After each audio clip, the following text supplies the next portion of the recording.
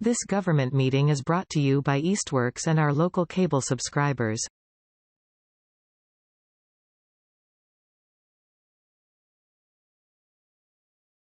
Good evening. Welcome to the Easthampton City Council meeting for Wednesday, July 7th. The meeting tonight is being recorded and broadcast by eMedia on Charter Channel 193, on live streaming on their website, easthamptonmedia.org.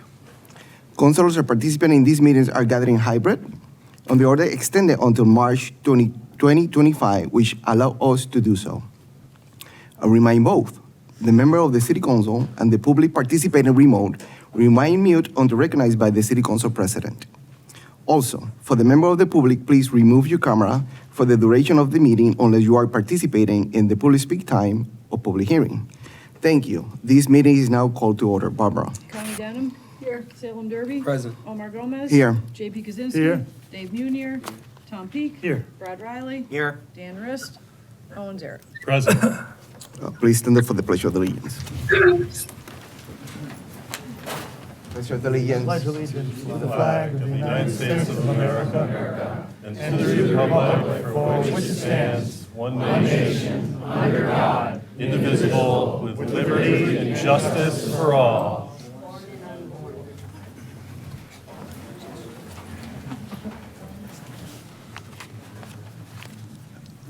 Before going to the agenda, I just want to make a few announcements. The first one is, could you please be quiet, be in silence? We have a lot of stuff to do.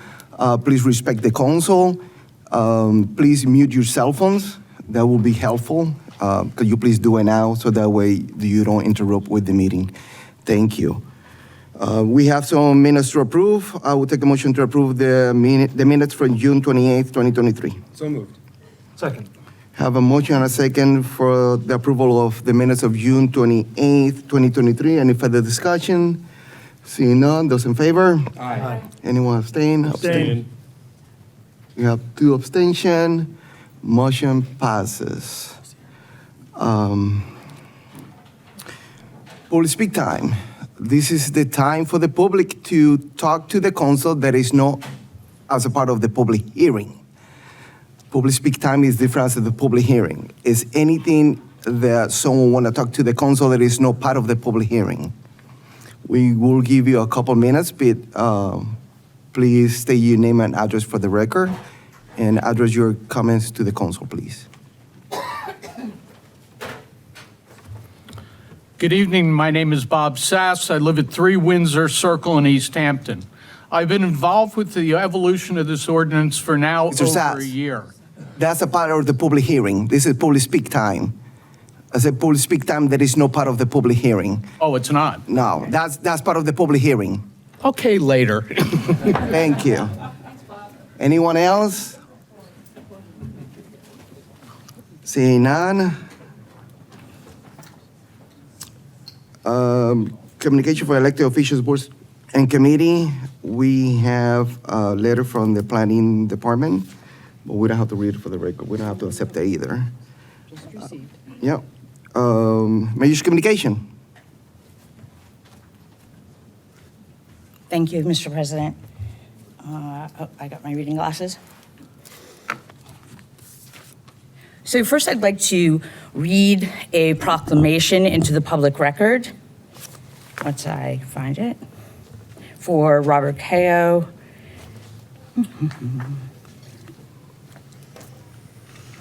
Wrong thing.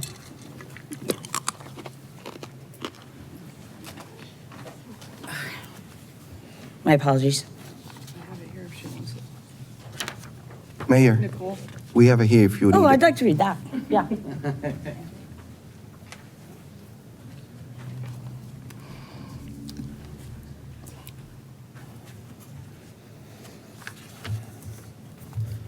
This proclamation was first read out in front of City Hall around May 1st.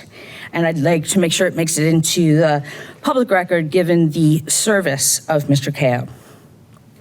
Whereas it is my honor to recognize and pay tribute to local hero who has selflessly served our country with honor and distinction. And whereas Robert Cahill has dedicated his life to defending our freedom and protecting our way of life.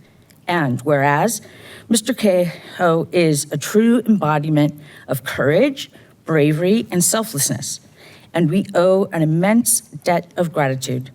And whereas we gather here today to honor Mr. Cahill, we acknowledge and celebrate his unwavering commitment and service to our nation. And whereas Mr. Cahill has faced countless challenges and sacrifices, but through it all remained steadfast in his duty to our country. And whereas a community, we are proud to call Mr. Cahill one of our own. His unwavering commitment to duty and honor serve as an inspiration to us all. And whereas, let us never forget the sacrifice of our veterans, including Mr. Cahill. And whereas, let us always honor and remember their contributions to the nation's freedom and democracy. And therefore, I, Nicole LaChapelle, Mayor of Easthampton, do hereby thank Mr. Robert Cahill for his service. Thank you for the opportunity. Hold on, just, okay.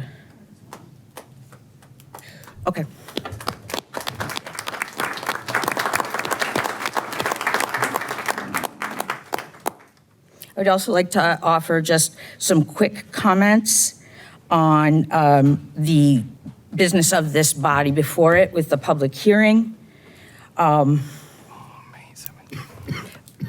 For me, reproductive rights are human and civil rights. They're without question.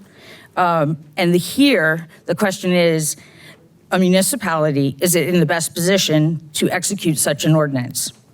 It is chilling that someone can tell me what I can and can't do with my body, but I can buy erectile dysfunction medicine on the internet for 55 cents a pill.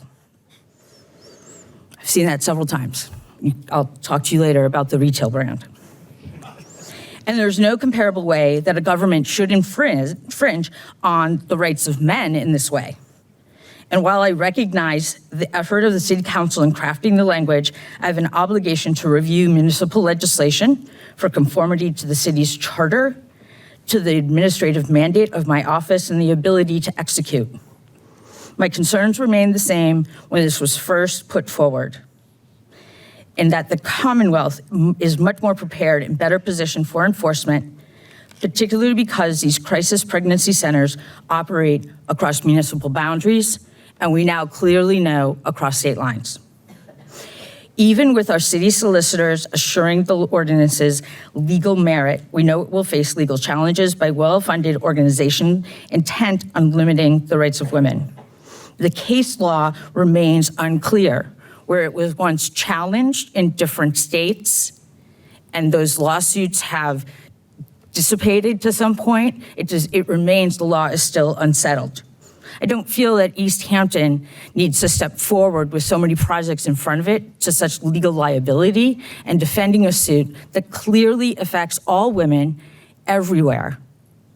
And the work and gap around this issue is being taken up on a state level, as well as the work of many not-for-profits. Additional legal exposure is very concerning, and specifically concerning the number of projects we have in front of us, including housing, an expanding public health department, and transportation, to really bring a true equity to the city of Easthampton. My position is similar to proposed ordinances around solar, social consumption, public access to free speech via municipal flagpoles. This is not new. Easthampton is best served by monitoring legal positions rather than pursuing unsettled law. I look forward to listen to the many people who I assume will speak at the public hearing and give it a good listen on both sides. But I wanted to make sure the clear of my position and on the behalf of the city. Thank you. Thank you, Madam Mayor. I would appreciate if we don't applaud too. Thank you. I'm sorry? Donation account? Yeah.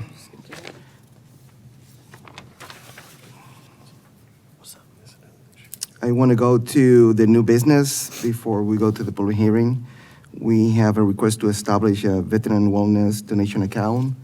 Mr. Vice President. Thank you, Mr. President. So we have a request to establish a Easthampton Veterans Wellness Donation Account.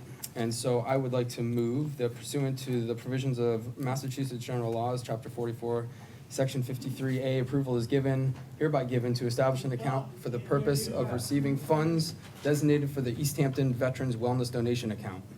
Second. I have a motion and a second to establish a veteran wellness donation account. Any further discussion?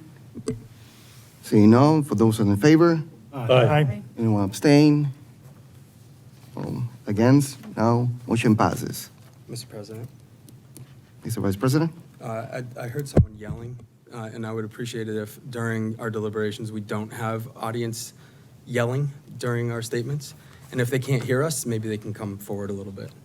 And I think all of us can try to talk as loud as we can. Thank you, Mr. Vice President. I just want everybody to know, it's a lot of people here today, right? We're gonna try to talk as loud as we can, but not everybody have the same tone of voice, right? So if you don't hear, we apologize. We try to do our best. Our system, again, we even have new microphones, but we appreciate if you don't scream from the back that you cannot hear. We know it's some issues with the speakers. We know that. And we're gonna try to do as much as we can for you to be able to listen to us, all right? Thank you. Any councilors have anything for tonight before the hearing? Trying to kill time. Councilor Peak. Yeah, I just wanted to say a big thank you to the folks at the Easthampton Fire Department. There was a fire on Everett Street in my precinct this morning. It was very sad. Some friends of mine, and they responded very quickly, and that was really great of them. So I just wanted to say we really appreciate everything they do in those dangerous situations. Thank you, Councilor Peak. Any other councilors? Seeing none, I will start report from standing committees. Finance. We don't have anything for finance. Public safety, Councilor Sarrett. Thank you, Mr. President. We met on June 22nd to discuss a few items that are currently on our agenda. The most discussed issue was the proposal to amend a few no parking areas within the city.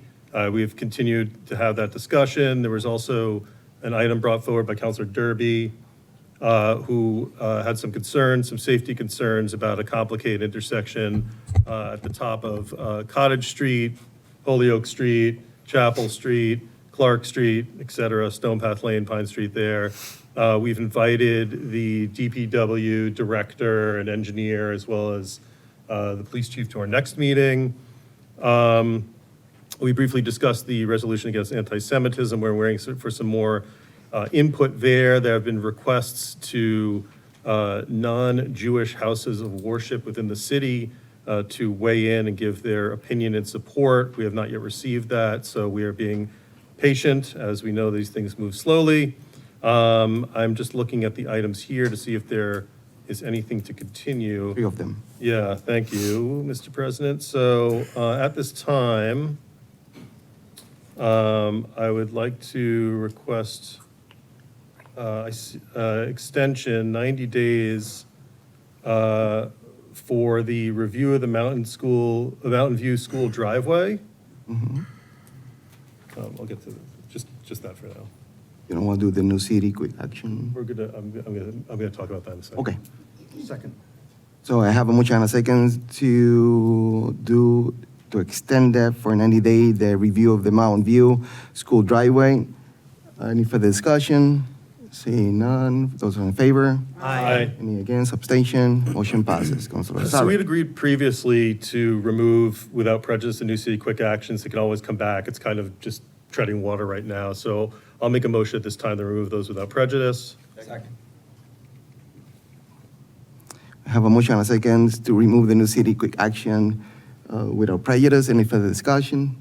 Seeing none, those in favor? Aye. Any against, abstention, motion passes. And then it does look like, I don't think we'll meet before the 1st of August, so another 90 days for the proposed resolution against anti-Semitism. Second. I have a motion and a second to do a 90-day extension for the resolution against anti-Semitism. Any further discussion? Seeing none, those in favor? Aye. Any against, abstention, motion passes. And we are meeting on the 11th at 6 PM, I believe in Conference Room B, and thus concludes. 6 p.m.? Yes. Thank you, Councilor Saret. I would Do everything. Yeah. Yeah. would take a motion to open the public hearing. Second. I have a motion and a second to open a public hearing. Any further discussion? Seeing none, those in favor? Aye. Anyone against, abstention, motion passes. Councilor Derby. Thank you, Mr. President. So, ordinance has been working on this for quite some time. We've held a lot of meetings on this particular topic. But unfortunately, even with all the meetings we've had, there has still been a lot of misinformation circulating around what this ordinance is, what it does, and who it impacts. So I just want to just make sure that before we start this discussion, I would like to clear up some misinformation and give a kind of layperson's introduction to the ordinance. So first of all, this ordinance will not impact the Bethlehem house at all. And I'll prove that with the language of the ordinance, which is right here. So as stated on the Bethlehem House website, they provide supplies for mom and baby up to 18 months. They offer some, it seems like, services for moms and babies up to 18 months. But they do not offer any pregnancy-related services as defined in this ordinance. And so pregnancy-related services are any medical or health counseling service. So they do not do that unless they're doing things that I don't know about. And so, and I'll continue, this is language from the ordinance. So that would be including but not limited to contraception and contraceptive counseling, pregnancy testing, pregnancy diagnosis, obstetric ultrasound, sonogram, and prenatal care. And so Bethlehem House does not do any of those things. So this does not apply to them from the get-go. So I just want to make sure everybody understands this does not apply to the Bethlehem, unless they change what they're doing. While Bethlehem House does call itself a pregnancy center, it mainly provides resources for expecting mothers. And if you go on their website, it is very clear who is funding them and that their stance on reproductive health care. There's no misinformation on there. I knew as soon as I looked. So I just want to make sure everybody understands that piece, because that's important, because a lot of people came out to protect the Bethlehem House, but this doesn't apply. So, but what this ordinance does is two things. So one, it directs city employees not to reach out to other entities, many types of entities, to inform them of personal medical decisions of people that they might interact with. If they do, it will be referred to human resources. And two, it directs the city to post any relevant bulletins from the state of Massachusetts on the health department website for deceptive practices of any reproductive healthcare provider, not just CPCs, any reproductive healthcare provider. This will not be propaganda, as some people in the media said it would be. These are health bulletins from the state of Massachusetts, from the state health department, which we already do. So we're just doing what the state already does and what we already do. It's just codifying it. So this also says in the ordinance that the health department will direct and assist people in filing a complaint with the Attorney General if they need assistance. There's no enforcement in this ordinance, so I disagree with the mayor. I disagree that this puts us in any legal liability, because this is just codifying things that are already happening that we already do. This ordinance has been reviewed by the city attorney, and his feedback has been incorporated into the final document, so this has been vetted. I think what I'd like to do is I'd like to turn it over to Councilor Zaret, because he is the person who proposed this and wrote this. But I will say, as someone who's spent hours and hours and hours in meetings and meetings and meetings, that it's disheartening to see the misinformation be spread and kind of fester throughout our community and be another source of division, because, you know, this is something that is relatively clear and concise. So at that, I'll send it over to Councilor Zaret. Councilor Zaret. Thank you, Councilor Derby, and certainly thank you to you and Councilor Denham, too, who were early supporters of this concept, which has certainly taken a different shape, as you indicated. Thank you to the Ordinance Committee and all who participated in very difficult conversations over the last year, working to establish access and transparency for legally protected healthcare services throughout our municipality. We live in an era of information, but with that era of information comes a lot of misinformation and disinformation. And certainly, I want to thank the Bethlehem House for attending so many meetings and for being here tonight. I echo my colleague's statement. This ordinance does not affect you. It doesn't target you. It will not shut you down or in any way impede your work or operations. And the work you do offering resources to families is laudable, and the vandalism that occurred on your property is reprehensible. And I apologize for any information that has come to you that has made you feel concerned about this language. We've reiterated over the last year specifically how there has been misperceptions from the start about this language and how it relates to you. Your input has been very helpful in crafting what's before us today, and so thank you for attending meetings and giving your input. Again, to reinforce, this ordinance does two things. One, it protects individuals pursuing legal reproductive or gender-affirming care from city agents reporting them to other states where such actions may be civilly or criminally illegal. The city police are instructed to refrain from arresting an individual solely for pursuing or acquiring legally protected reproductive or gender-affirming care. Two, it instructs the city to provide information from the Commonwealth regarding legally protected reproductive and gender-affirming health care. This could include general information about what is legal in the state and how to access that care. It may also include advisories, such as the current advisories from the Attorney General, Mass DPH, and Mass Health regarding crisis pregnancy centers.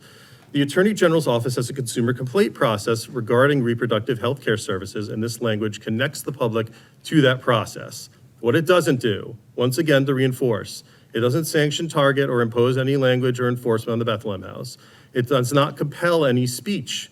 Anyone offering reproductive information or healthcare services are free to say whatever they would like about their services. It does not create any local enforcement from the city. We are merely sharing information, disseminating information from the state in the interest of transparency and public health. Why are we doing this? The landscape of reproductive and gender-affirming healthcare has changed substantially in just the last year.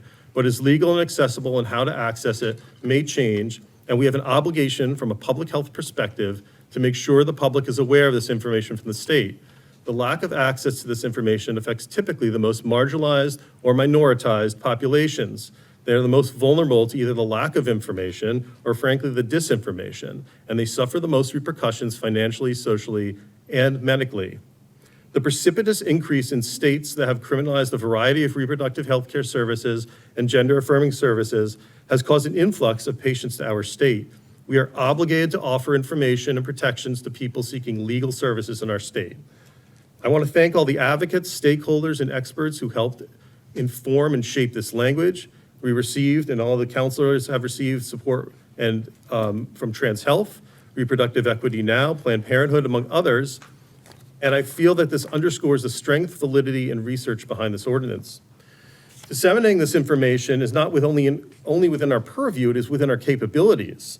The city website contains all sorts of vital and complex information.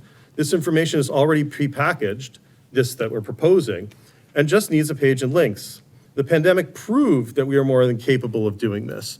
During that time, we shared weekly dashboards and data with in-depth epidemiological information in addition to rapidly changing notices, protocols, et cetera. And while this information is not necessarily static, it is far less dynamic, and we have proven easy capability to share it.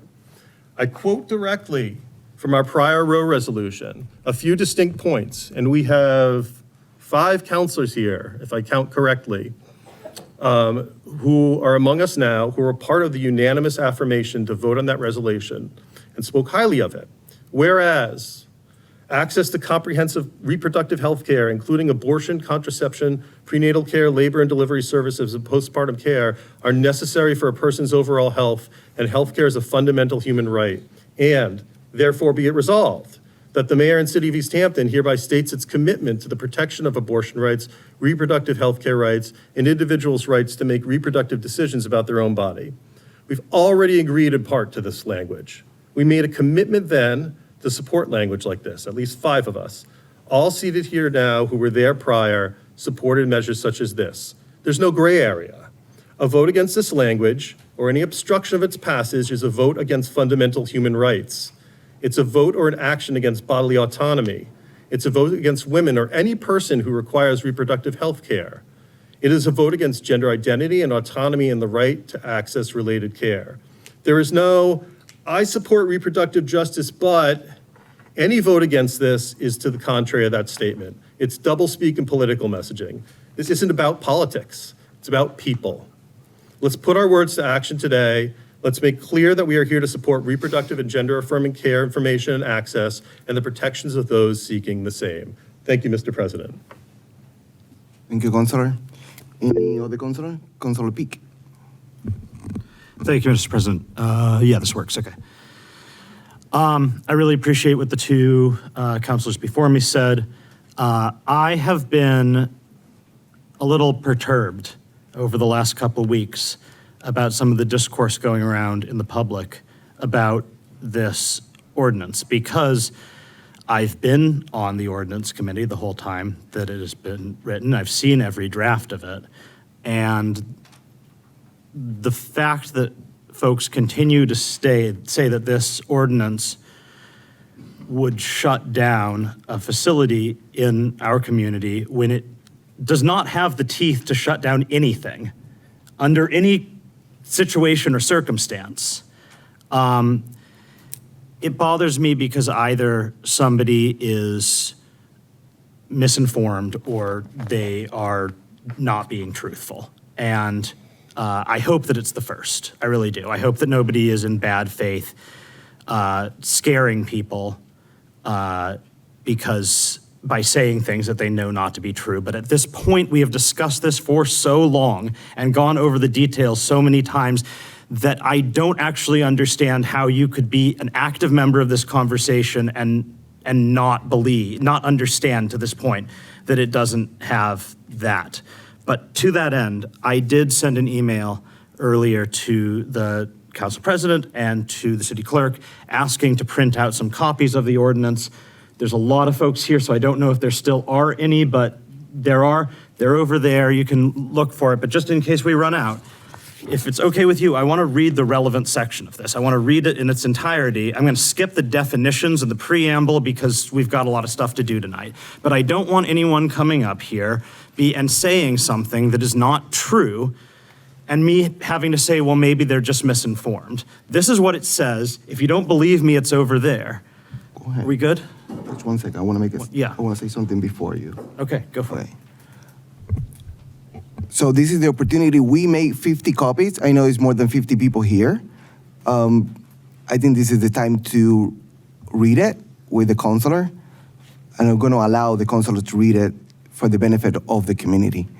Councilor Peak. All right, and excuse me if my allergies are killing me.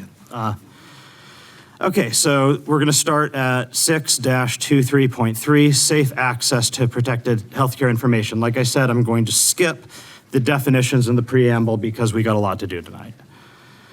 All information related to reproductive health care services or gender-affirming health care services for any individual, including individuals who are not residents of the city or the Commonwealth, held by any city agent, is and shall be kept confidential by all city agents and shall not be released or disclosed to any third party, and there's a definition of third party in the MGL, absent the order of a court of competent jurisdiction.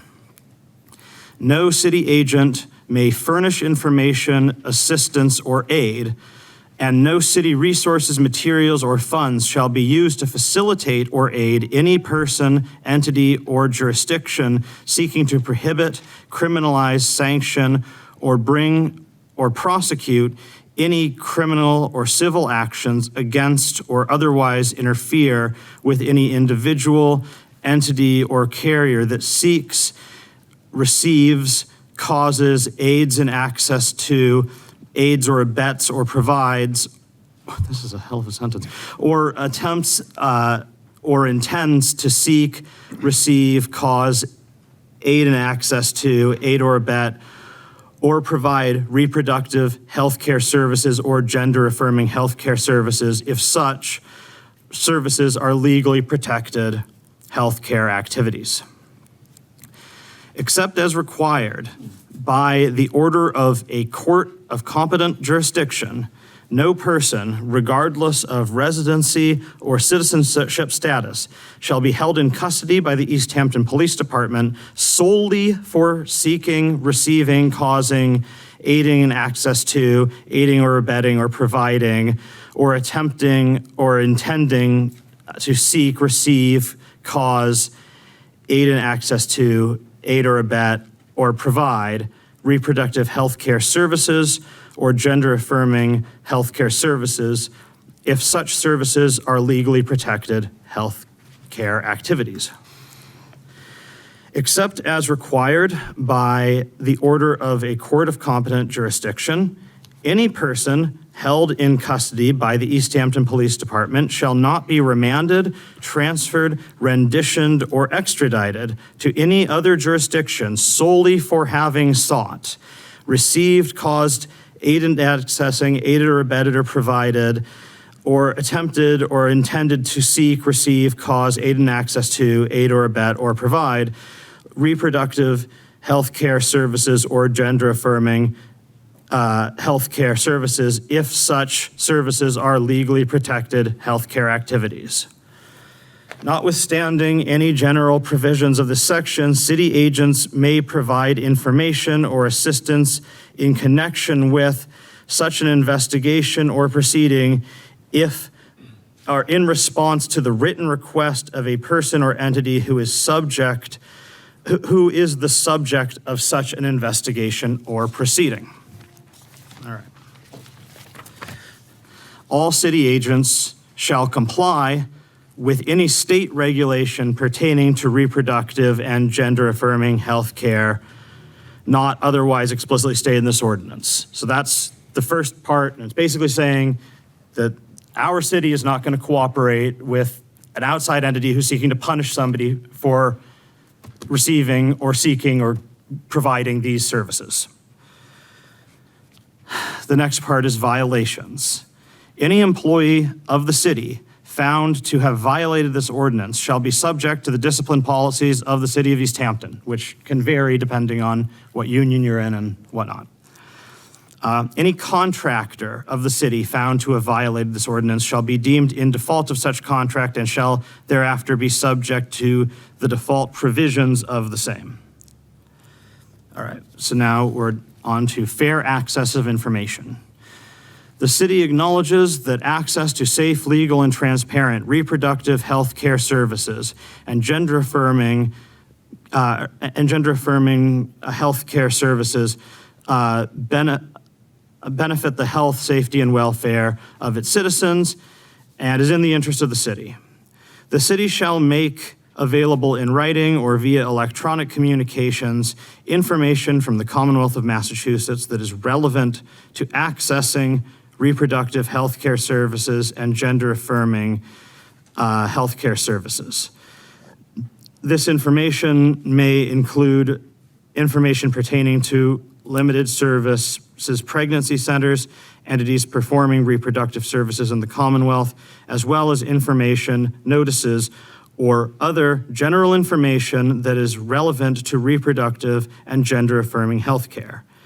The city shall notify the public of available resources concerning deceptive advertising regarding reproductive health care services as noted in the next section, which is this section, reporting. So again, all we're saying in this section is that we're going to post information about this stuff on the city website. So now in reporting. The City Health Department shall post on its official city website and other forms of city communication any current or future consumer advisories issued by the Commonwealth related to reproductive health care services and gender-affirming health care services. The Health Department shall also provide a link to sexual and reproductive health care locations from the mass.gov website. So that already exists on the state website. We're just going to post it on our website. The Health Department shall advise residents of the city of their right to file a consumer complaint regarding an LSPC or other reproductive health care. The form provided by the Office of the Attorney General Consumer Advocacy and Response Division shall be made available to the city website and at City Hall through the Health Department or their designee. So that's just saying if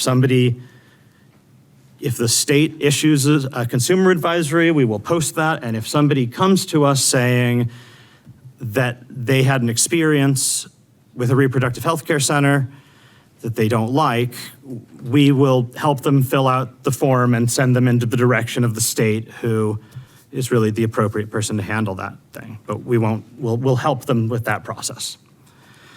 And then finally, severability. The sections, paragraphs, sentences, clauses, and phrases of this article are severable, and if any phrase, clause, section, paragraph, or section of this article shall be deemed unlawful or unconstitutional by a valid judgment or decree of any court of competent jurisdiction, such judgment or decree shall not affect any of the remaining phrases, clauses, sentences, paragraphs, or sections of this article which shall remain in full force. This is sort of boilerplate. We put it at the end of just about every ordinance to say if a court or ruling says that we can't do one of these things, that doesn't invalidate the entire ordinance.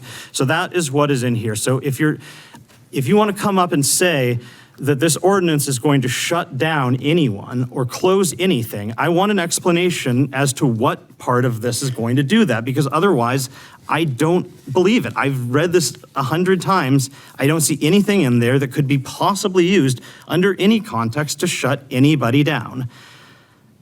That's my thanks. Thank you for allowing me the time to go through this, but I really think it's important that we are on the same page about what we're actually talking about and not just talking past each other about our general feelings about a really big issue. No one's going to walk out of this room with a different opinion on abortion than they had when they walked into it. I think we can all be realistic about that. What we're talking about is this ordinance and what this ordinance actually does, and I think it's very important that we actually define that.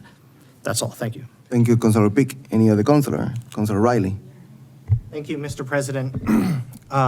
So over the last 14 months, the Ordinance Committee has worked on countless drafts of the amendments to the language of this proposed ordinance as it was originally submitted to the full council as new business on May 4th, 2022.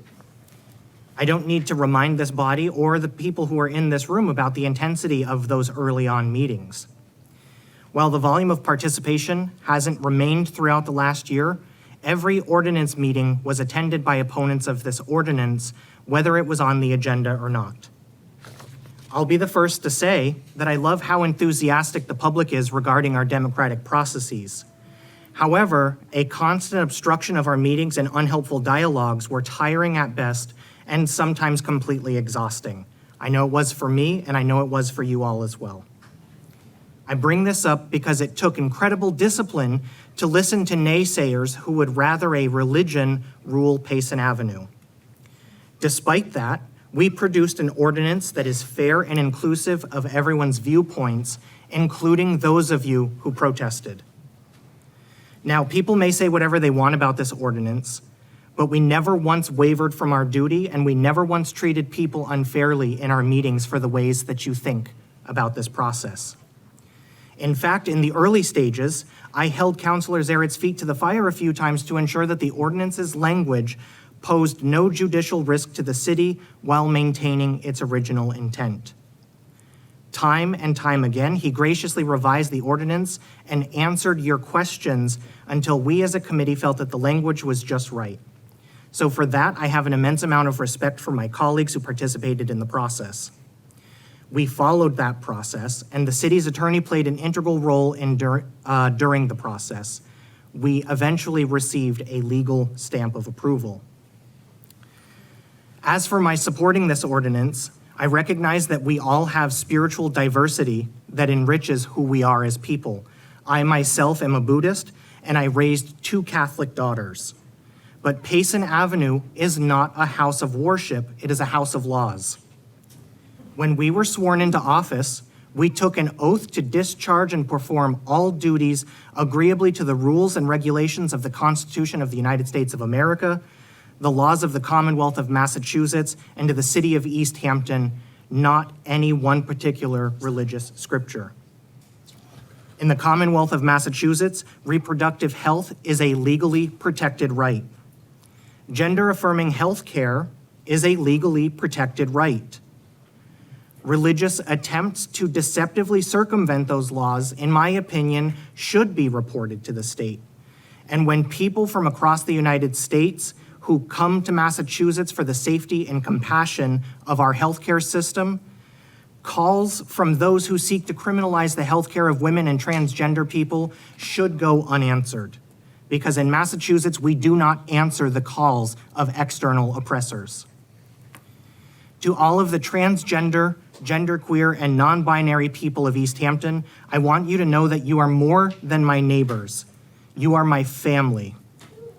While this may only be an incremental step towards equity, Massachusetts is your home, and as long as I live, I will always protect your right to live here. I see you, I recognize you, and I love you all equally. Thank you, Mr. President. That concludes my remarks. Thank you, Councilor Riley. Any other councilor?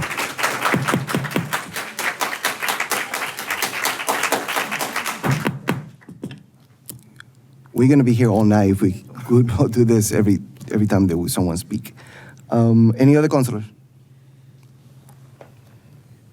Seeing none, I'm gonna open to the public. I just wanna make the rules really clear. I'm gonna let the people in the room talking first. You're gonna have only 2 minutes because we have a lot of people here. I'm gonna be strict with the 2 minutes. Right? As soon we have a clock, as soon you hear the alarm, please stop your statement. We have more people that wanna talk. This public hearing is about the ordinance. I will ask, please to state, you make your comments, questions, or any concern that you have just related to the ordinance. Please, be respectful to the council. You can say whatever you want, but I think we have kids in the room, and I want those kids to stay. I hear some minors. I want them to stay, and I want, please, I'm not supposed to ask to be respectful, but I think the kids deserve respect. I please ask for that. I know some people in the computer participating remote, you guys want to participate, please raise your hands. As soon we are done with the people in the room, we're going to move to the people participating remote. Please state your name and address for the record, and after you state your name and address, we're gonna start the clock, so. And just please talk to the council. Thank you. Good evening. My name is Bob Sass. I live at 3 Windsor Circle in Easthampton. I too have been involved with the evolution of the ordinance for over a year now. This city has spent a lot of time and money trying to pass this ordinance. I'm sure with numerous revisions, the legal bill to the city has not been insignificant. The time spent to discuss this in council and subcommittee meetings has not been trivial. The question I ask is, what are we really accomplishing with this ordinance? The biggest concern I have is the fact that the pathway to this ordinance has caused division with our residents, vandalism, and written violent threats painted on the property. We agree the vandalism was a hate crime and an act of terrorism. Even though I agree with Councilor Zaret's assessment that was published in Mass Live, he sponsored the ordinance that brought this to our city. It wasn't until the ordinance appeared that we had issues with acts of terror. The Bethlehem House has been, for almost 30 years, probably more than you've been here, supplying women with the needed things they have, or they need in order to successfully have their baby. I've heard numerous references to Reproductive Equity Now as being a thought leader on this subject. However, if you read the website for Reproductive Equity Now, you will see that the Bethlehem House is trashed in that website. So I take exception to this. No one is trying to do anything against abortion. No one is trying to do anything against reproductive care. Thank you. As a resident, I ask you to dismiss this ordinance.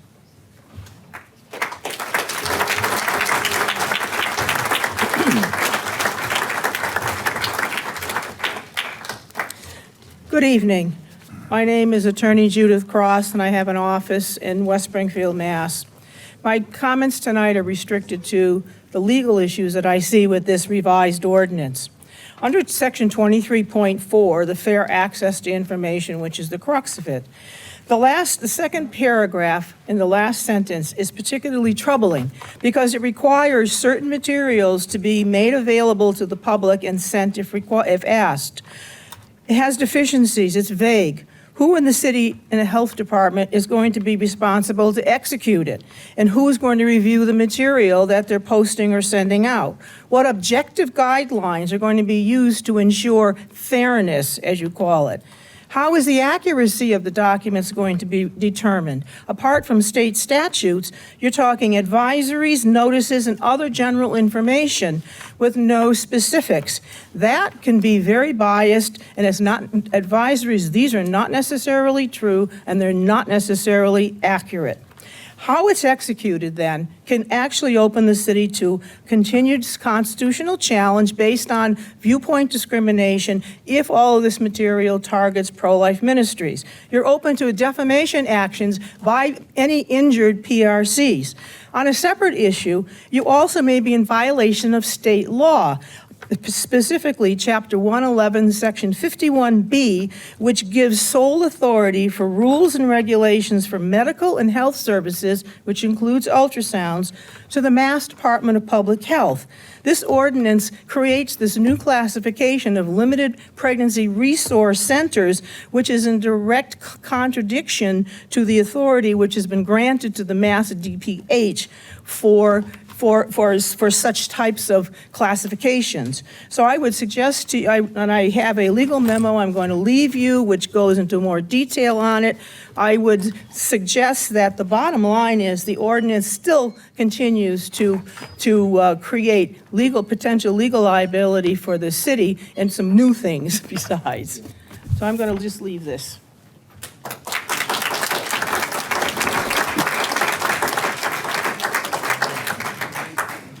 Thank you. My name is Carrie Baker. I live at 19 Ward Avenue in Northampton. Since the Supreme Court obliterated our constitutional right to abortion, 25 states have restricted abortion access. 14 states have fully banned abortion. Another 6 states have banned abortion after 6, 12, or 15 weeks. And 8 states have passed bans currently blocked by courts. As a result, people are flooding into the 23 states where abortion is still legal to access reproductive health care. Massachusetts is one of those states. Our medical providers, our abortion funds, and others are now helping people traveling to Massachusetts for reproductive health care. But our citizens are vulnerable to abusive litigation initiated by people from states banning abortion. This ordinance is critical to protecting our citizens.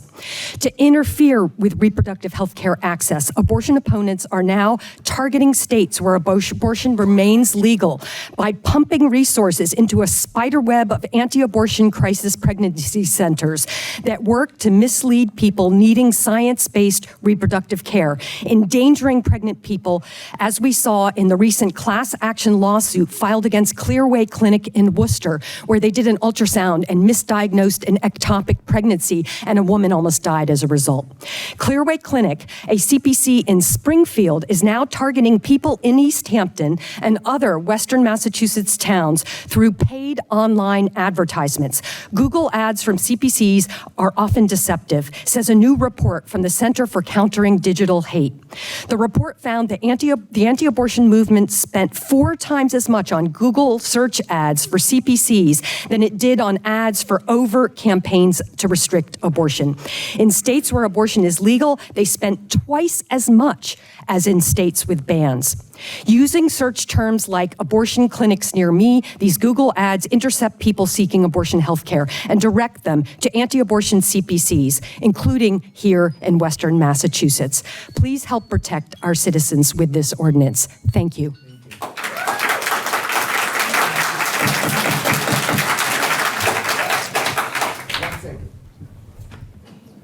I'm gonna ask again. I know we have 2 or 3 groups here, and we're divided. I know that. We're clear with that, right? If we're gonna applaud and scream every time that someone's gonna talk, we're gonna be here until 1 a.m.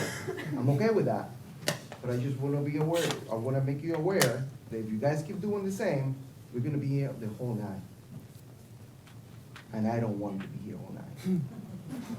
Because I want to listen to everybody. I know this is it's a passionate topic for you guys, same for us. But I just please ask one more time to let the people talk without any emotions that I know is really hard to do. I know it's hard, right? But can you please stop doing it? Thank you.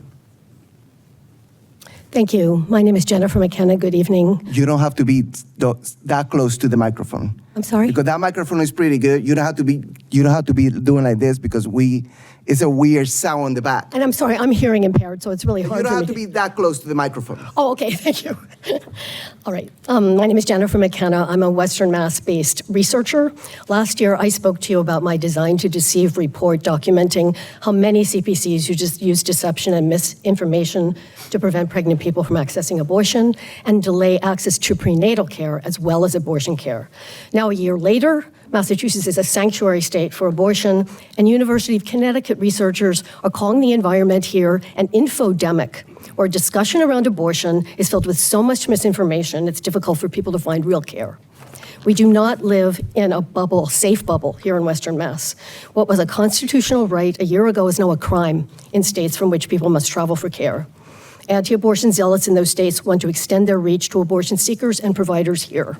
So the ordinance's safe access provision is critical in applying state shield law locally to protect folks in Easthampton from out-of-state prosecution for reproductive or gender-affirming care. The fair access provision is also a critical commitment to public education about where to access that care and about our AG and Department of Health warnings to avoid crisis pregnancy centers. Information is power. Community-based education is essential. While our state lawmakers strengthen our rights, pregnant people are navigating a treacherous landscape of disinformation. Our Abortion Rights Fund reports widespread confusion among clients, which CPCs are exploiting with false advertising.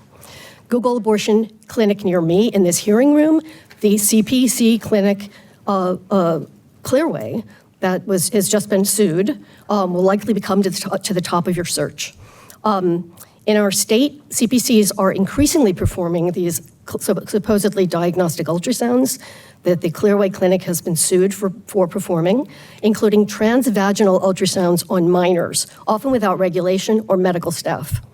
ACOG says ultrasounds are not standard practice during the first trimester. The American Institute of Ultrasound Medicine states diagnostic ultrasound in pregnancy should be performed only when there's a valid medical indication. In short, CPCs are using ultrasound to appear medical and persuade people carried to term, delaying access to real health care. Thank you. Thank you for taking local action to protect and empower Easthampton residents. Thanks. Good evening, councilors. My name is Katya Shapiro. I live at 14 River Valley Way in Easthampton. and I'm a local librarian, and I apologize that I'm going to have to jet out of here. I will log back in online, so thank you for the hybrid format, but I'm sorry I won't hear what everyone in the room has to say. As a librarian and as a public servant, the provisions that are being addressed here are very important to me. My main goals are information access and information privacy. And this ordinance speaks to both of those. It speaks to allowing resources that are already available to be properly disseminated without prejudice. And it speaks to allowing, to preserving the privacy of those who seek that information. To my mind, as someone just said, information really is power. And the ability to access information is extremely inequitable in our state, in our country, in our world. And so my mission as an information professional has always been to see that people are able to access with the expectation of proper privacy, whatever resources and information about said resources that they need. Ideally from a source that doesn't put a lot of weight on telling them how to think about that. So I think the language of this ordinance has traveled in a really thoughtful and interesting direction, and whether the city winds up passing it or not this evening or any other time, I really appreciate the commitment to understanding the ways in which access to information and encoding access to information in our city policies and statutes makes a real difference to people's access to real services, to real care, and to real options. Thank you. Thank you.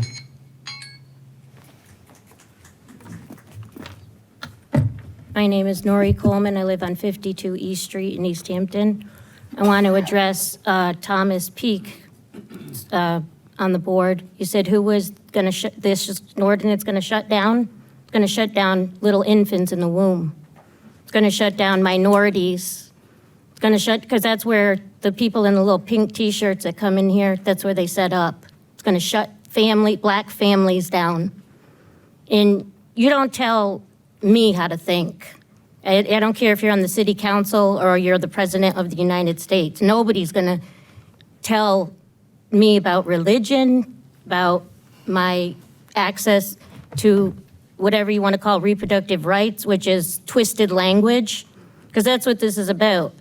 Twisted language, okay? It's not reproductive health care. It's killing children in the womb. That's who it's shutting down, the next generation. You wonder why there's no jobs? I mean, why there's no people to work these jobs nowadays, okay? Because they're missing. Because Planned Parenthood goes into the neighborhoods, especially the poor communities, and don't roll your eyes. Margaret Sanger was the one, and I said this before, Hitler got her Hitler. Owen, do you get that? Since you have a Jewish background, I also have a Jewish background, okay? You talk about Catholicism and bigots and that we're religious. Well, you know what? Religion shut down slavery. Religion shut down slavery. This is the proposal. The proposal, who is it going to shut down? That's who he said. It's going to shut down children in the womb, period. That's what it's going to do, because you're sending women to kill their unborn children, period. And this man over here, Brad Riley, is totally bigoted against Catholicism and other religions. You don't tell us how to think. Thank you. And we're coming for you, Planned Parenthood. Thank you. We're coming. Thank you.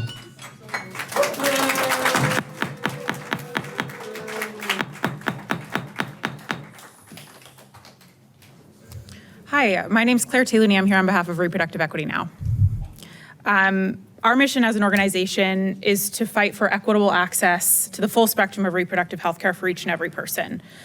As you've heard from some other folks this evening, over the past 12 months, we've seen 19 states take action to completely ban or severely restrict access to abortion in the wake of Dobbs. Massachusetts has always been a leader, has always been a Commonwealth that values reproductive freedom, and has doubled down in the past year to ensure not only that abortion will remain legal, but also to ensure that we're doing everything in our power to protect providers and patients from the hostile reach of investigations and attempts to criminalize access to care. Easthampton has the opportunity tonight to codify these protections at the municipal level. It is incumbent upon all of our leaders in the Commonwealth to collaborate on a whole of government response to these ongoing attacks to reproductive health care. And one of the most powerful ways we can fight back is by ensuring access to accurate information. Accurate information and knowledge, you've heard many other people say this, about our rights, about our options, and about how to navigate healthcare decisions is power. At its core, this ordinance is about making sure that Easthampton residents hold on to that power. And so I hope that you all will vote in favor. Thank you very much. Thank you.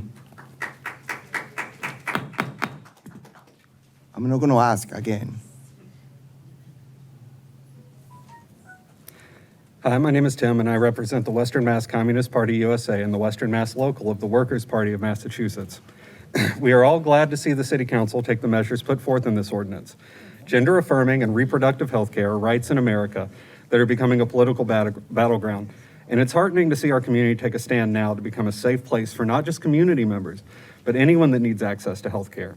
Increasingly, protecting the information, safety, and well-being of our neighbors and community members from other states, overreach, third parties, and reactionaries and agitators from outside our communities is becoming a paramount concern. And we're glad to see our communities and city councils take the first important steps like the ones proposed in this ordinance. But we know the local law changes are not enough to protect the working class from current assaults against our rights nationally.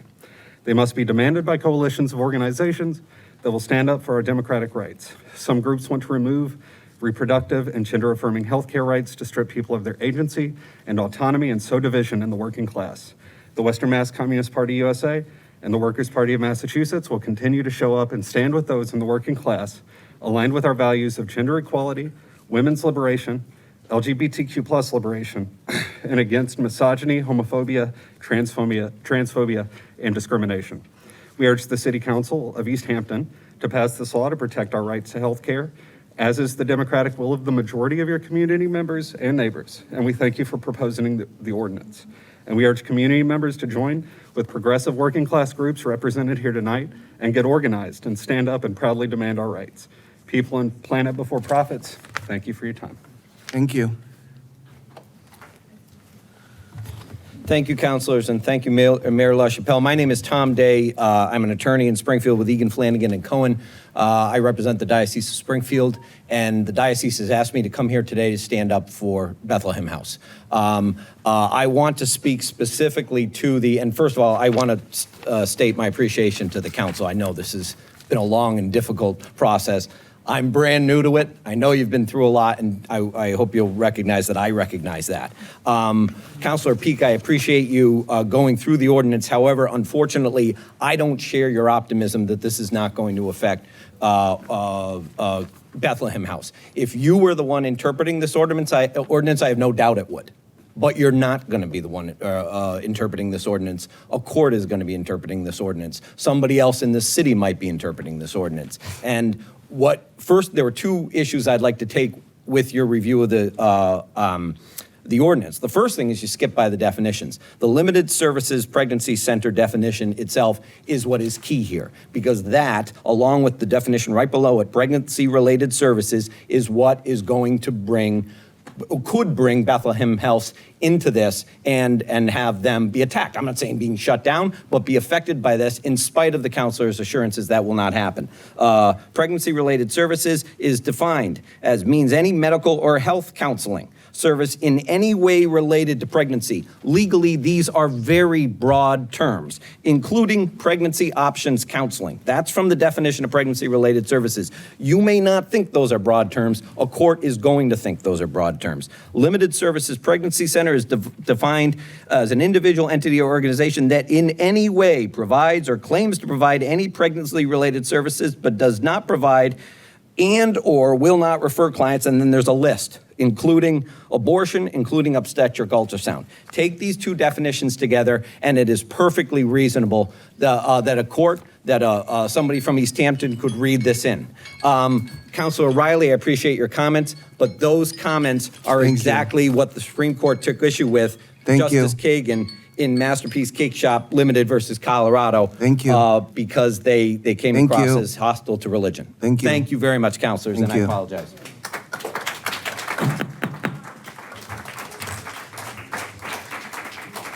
My name is Megan LeMay, 26 Westfield Street, West Springfield. I just want to speak in support of the ordinance. I think it's critically important that we do protect people here in Massachusetts from crisis pregnancy centers and any attacks on abortion care as well as gender affirming care.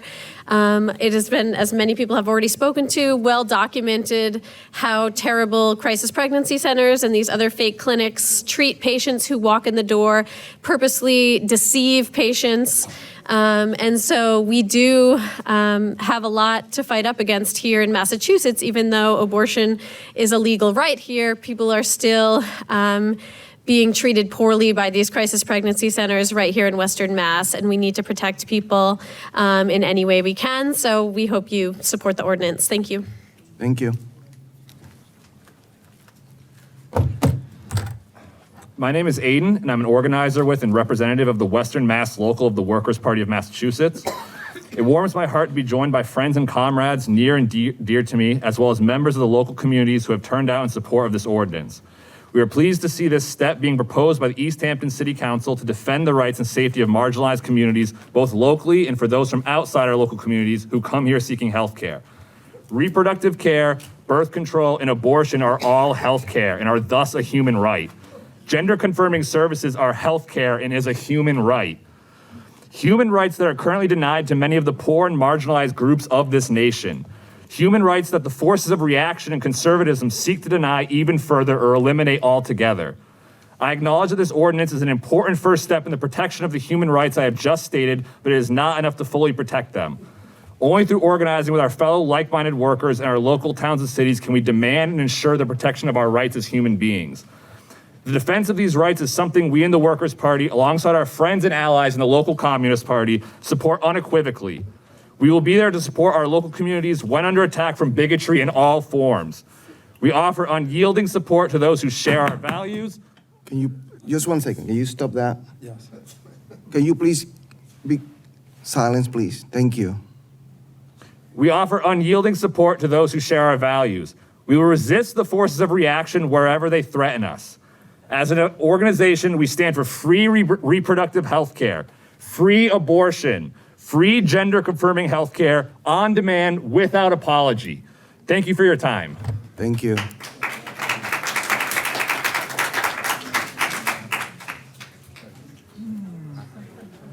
Good evening. My name's John O'Connor, 23 Reservation Road. And I would just, it seems like the debate somehow is, not focusing on Bethlehem House. I just want to say that according to the service that I was given in church, that one of our obligations is to our government. And it took me a while to figure that out, but the government does take care of us, and it is really our guardian. And in that respect, I think that Bethlehem House is part of our government, or it's a child of our government, and the services they do there are really things that are beneficial to the mothers, to the babies, and I think that it's actually your responsibility to represent us in that way. Thank you very much. Thank you.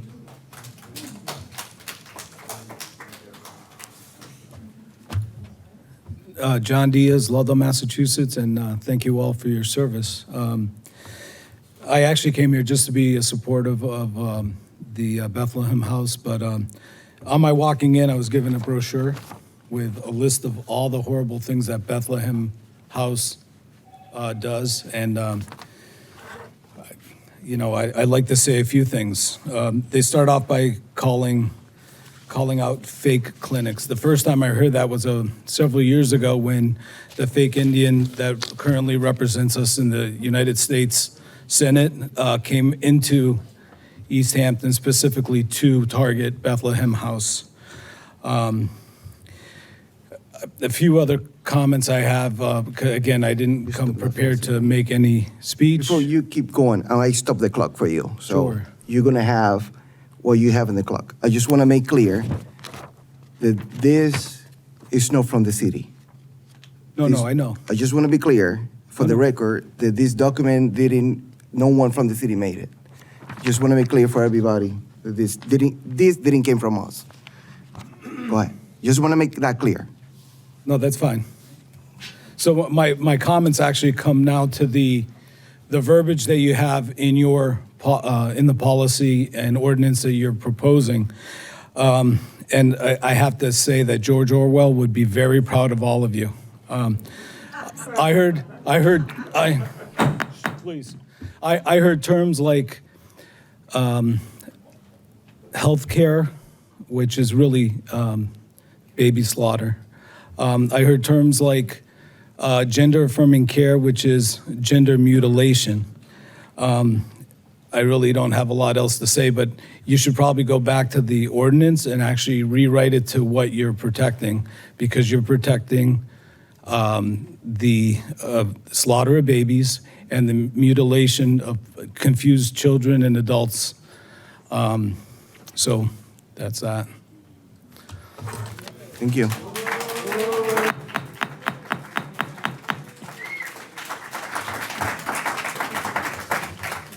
Hi there, my name is Anne-Louise Smallin. I'm from Northampton, and I'm mostly here to thank you for this ordinance. I think it's very important.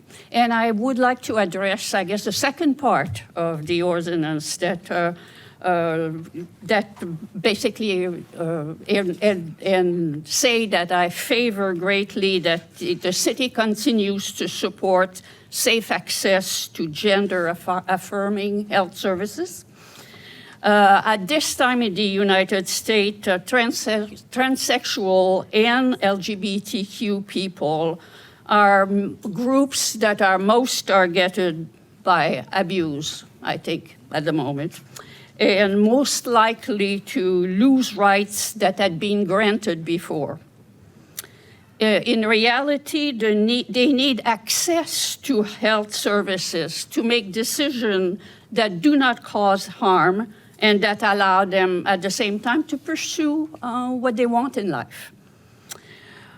Whether this help comes in the form of information, mental health services, medication to delay puberty, or hormone treatment, it is important to recognize that the question raised for this condition are medical in nature and should not be mostly left in the hands of politics, moral, or religion.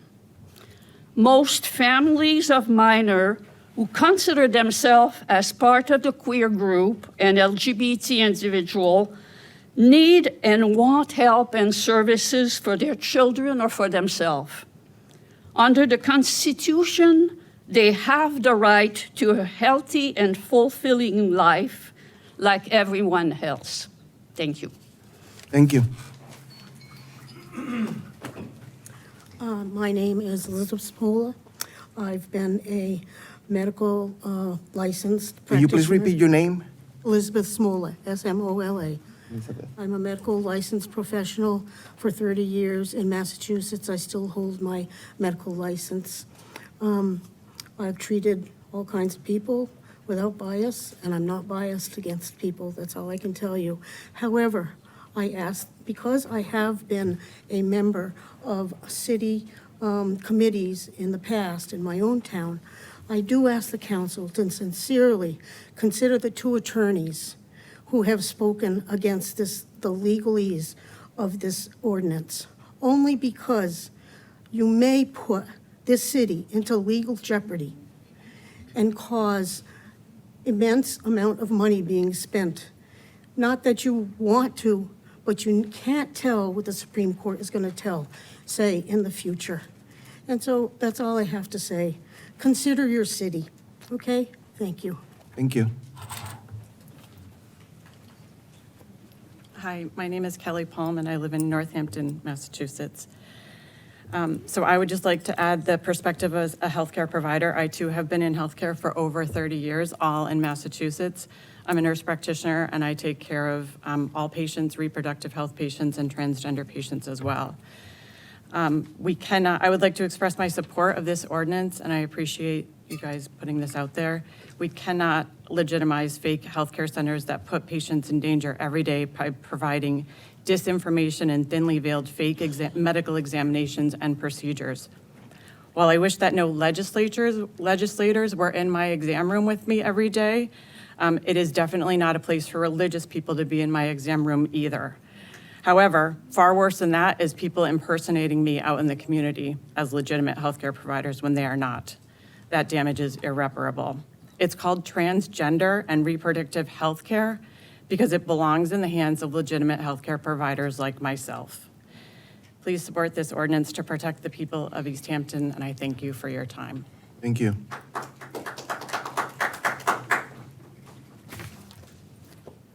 Hi, my name is Beth Lev, and I live in Florence, Massachusetts. I wasn't planning to speak, but when someone brought up Can you please talk to the council? Oh, sorry. Thank you. But someone did bring up this flyer, which I was part of distributing. The flyer doesn't actually mention Bethlehem House at all. It gives information about what limited pregnancy clinics do and don't do, in contrast to what actual medical licensed clinics do and don't do. So I just wanted to be clear that, like the ordinance itself, this is about transparency and access to information. So I feel like if people have problems with there being full access and transparency to information, that's kind of a problem. So I want to just express my support for the ordinance and for the folks here who've been working so hard to get this passed. I know that people are saying it's not, maybe it's a good thing, but not the role of the city, but I think it's the role of all of us to stand up for freedom of information, for access, for transparency, and for what's right. Thank you. Thank you. Rick Robar, Edgewood Road, Ludlow, Mass. Is there a crisis pregnancy center in Easthampton that I'm not aware of? Mr. Chairman? I don't think we have any, right? Oh. I'm curious as to what this ordinance is about. Because you don't have a crisis pregnancy center in Easthampton. The sheet there in front of you, Mr. Chairman, that the lady just referenced, there's not a factual statement on that. And I'd be glad to meet with you afterwards and show you how not one thing on there is factual. I also like to ask the committee members, have each of you been to the Bethlehem House? Have you sat down for 5 or 10 minutes with Ms. Hibbard, with Pam Hibbard? Very interesting. So is this, Mr. Zaret, or is it not, about the Bethlehem House? That's the question in fact, I sent you an email a year ago and you never answered. I sent one to the mayor. She did answer me. That was very nice of her, and I appreciate it, but you didn't. I asked, is this or is this not about Bethlehem House? And if it is about Bethlehem House, what is it exactly that Bethlehem does that you're concerned about? Because they don't do any of this stuff. Do any of you know that the word abortion has never been and never will be said at the Bethlehem House? Now you do. So it looks to me like you really don't know what the Bethlehem House is. You've never visited it, and you've never interviewed Pam Hibbard. So if this is not about the Bethlehem House, you should make that very clear, but we all know that it is about the Bethlehem House. And finally, Mr. Zaret, have you received any money to put this ordinance forward? Thank you. Thank you.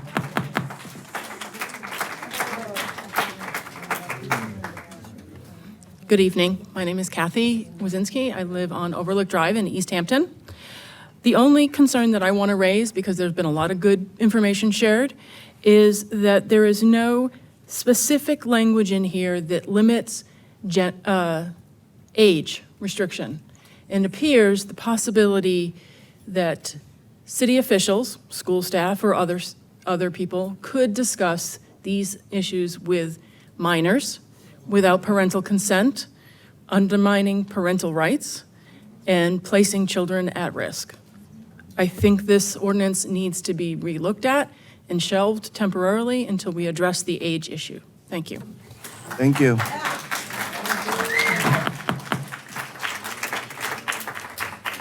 Hello, counselors.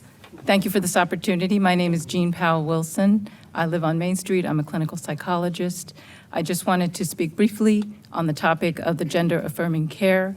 Right now, the Department of Education, Department of Elementary and Secondary Education, in its comprehensive frameworks in the sex education part, has said that preschool to second grade will be discussing genitalia by the teachers.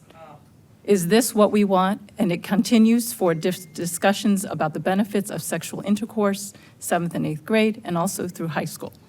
What do you mean by gender-affirming care? And how will this be operationalized in a way that makes sense? I just want to ask you that because it is important to be developmentally appropriate if you're going to be introducing this material, especially in a classroom with teachers and with children as young as 2. Please consider that. Thank you very much. Thank you.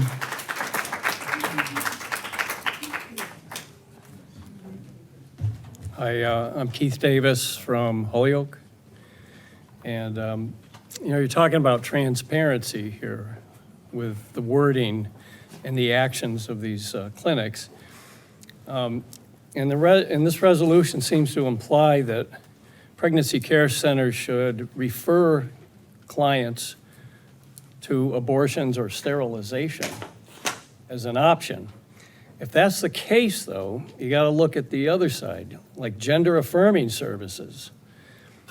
They should be required to refer clinics and clients to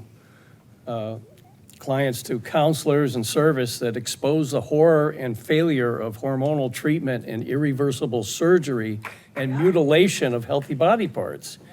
And then refer their clients to groups that deal with detransitioning, regret, and sorrow.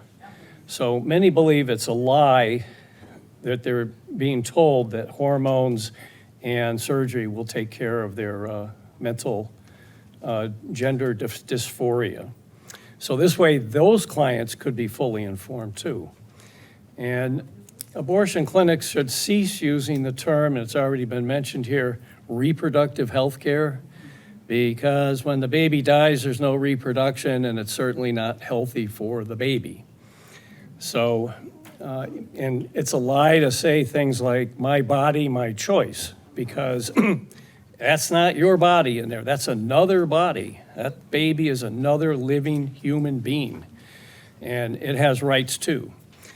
And also, in abortion clinics, they should be required, if they do an ultrasound, they should be required to show that to the mother so she can see what exactly is going to die in her womb. That would be transparency. So the city should be supporting life-affirming services like Bethlehem House as they would any other local business. Thank you. Thank you. Thank you.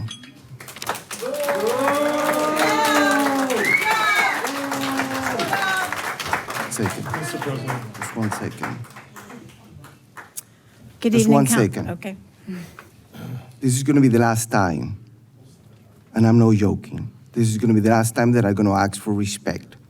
If you have something to say, we are giving you the opportunity to go to the podium and say something to the council. If we continue with that behavior, I will ask the police to remove you from the room. We need to listen to the people that are talking.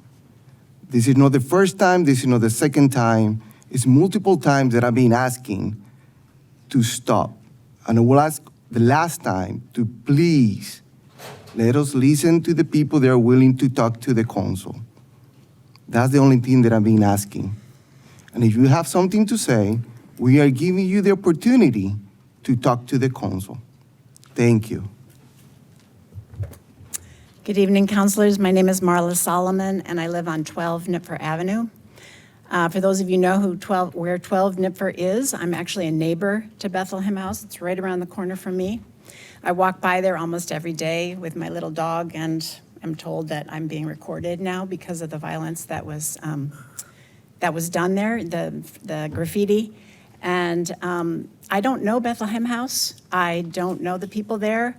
I do like to imagine that the women who go there are receiving care, respect, love, and privacy. And that is what I feel that this ordinance offers to women who are seeking reproductive health care, people who are seeking gender-affirming care, and they have a right to that love, care, privacy, and respect, just like the women in Bethlehem House. And so I really urge you to vote for this ordinance. I'm really proud of the work that you've done on it. I know it's not been easy, and I support it wholeheartedly, and I hope that you will too. Thank you. Thank you.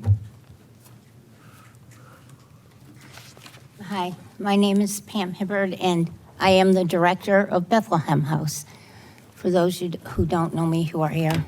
And I would like to just address the fact that when we were going to the meetings that the ordinance about the ordinance that the town had, a lot of times we'd try to get a hold of the paperwork, but we couldn't. It wasn't ready yet. And then things were postponed. And then, so this thing dragged on for a really long time. And I know y'all tried to do your best, but it's very disappointing when you call the main office and you get, I don't know, call Owen Zarrett. I got that like three times when I call. I'm like, wait a minute. I thought we were supposed to call the town hall. So I was kind of confused about that. And we couldn't get, like I say, the ordinance, and it just dragged on and on. It was very nerve-wracking to me. I'm sure it was nerve-wracking to all of you to have to go through all that, but Bethlehem House has never, in the 18 years that we've been in that building, I've been doing this ministry for 30 years. I can honestly say I am pro-life, of course, but I have experienced the other side also. So I'm not saying this from, I've never known about an abortion. I won't go into detail about that, but I have lived through a lot of things in my life. I've lived through hatred from people who don't like blacks because, as my daughter said, she is part black, part Arabic, a lot of different nationalities. So I've lived through prejudice in my life. I've lived through being mistreated as a kid. I know that, so my heart goes out to the people that come to us. All these experiences that God allowed me to have been put to good to help other people. I've been sneered at people in the parking lot as they're getting their groceries from, I won't say who it is, but on your board, just sneered at, like you're dirt, you're evil or something. And Thank you. I know that you know, you all have your opinion. Thank you. Just 2 minutes. Oh, I'm sorry, I didn't realize. But thank you for letting me speak. Thank you. Thank you.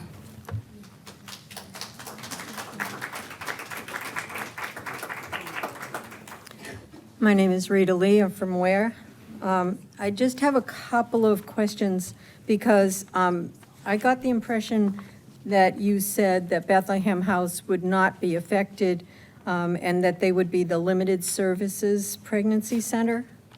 Was that correct?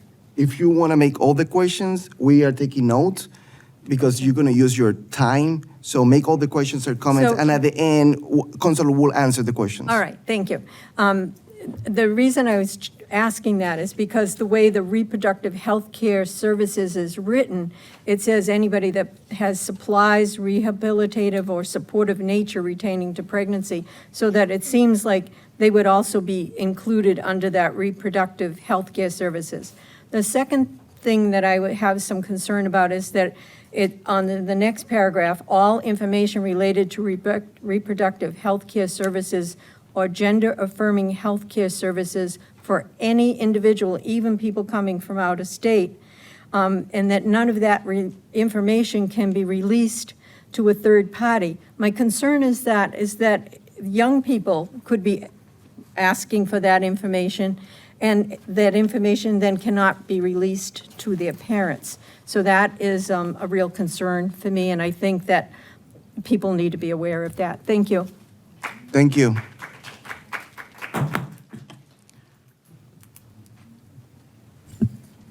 Good evening. My name is Brenda Dastu. I live in Chesterfield, Mass. I have a few problems with your definitions. You say that abortion means the termination of pregnancy. What a lot of people don't understand is that it's really the killing of an unborn child. And what that means is that they use saline injections into the wound and into the baby, and they burn the baby. They also Please take just knives. talk to the council, They please. take knives and they put it up inside the uterus and they tear the baby apart. They cut the baby apart. Then the nurse who is in that abortion clinic has to piece the baby back together again and account for all their parts. That is the truth. Excuse me, again, and by the way, that's, the ordinance is not about that.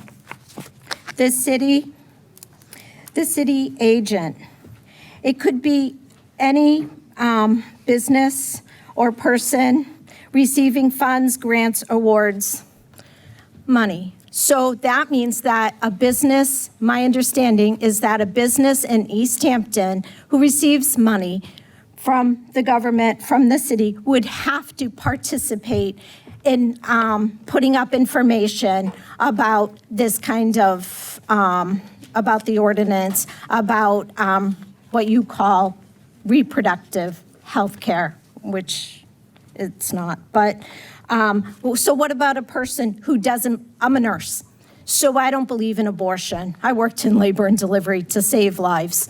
And what about a person who doesn't believe in abortion? They would have to be participating in this. And if I owned a business here in Easthampton, I would, and receive funds, I would have to say, yes, I allow this.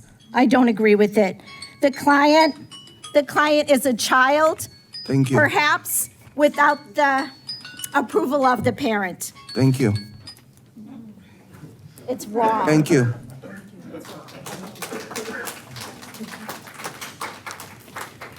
My name is Gabriel Greenspan. I live at 78 Beach Road in Beckett, Massachusetts. I want to begin by telling you my story. When my mom was pregnant with me, she was told by her doctor that I was going to have Down syndrome and that therefore my life would have less value and that she should abort me. Thankfully for me, my mom didn't listen to them because I'm still here and I was born without Down syndrome. And so the idea that I, as a man, don't have a say in this issue, I've never really bought that. That being said, I do respect those who say that it is a woman's issue. I understand where they're coming from. I really respect that perspective. Coming from that perspective, I have two female friends who have similar stories to me, who were conceived in circumstances where many would say that they should have been aborted, that it was not worth it to carry that pregnancy to term.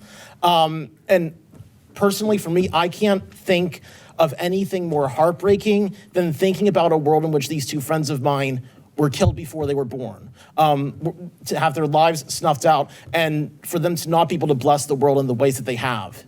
Now, from everything I've heard from all the counselors here, and I do trust you. You say that this is not a matter of shutting down centers like the Bethlehem House or other pregnancy resource centers. This is simply a matter of combating misinformation. I think you're all honest people, and I trust what you say there.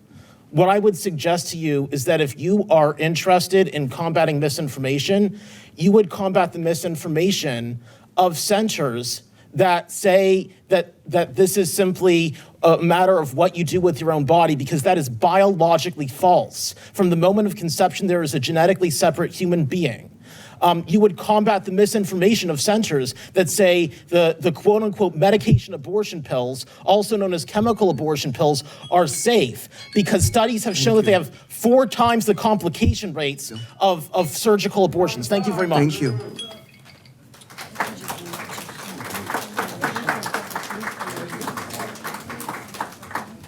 Hi, Council. My name is Kathy Parsons. 1 second. Sorry.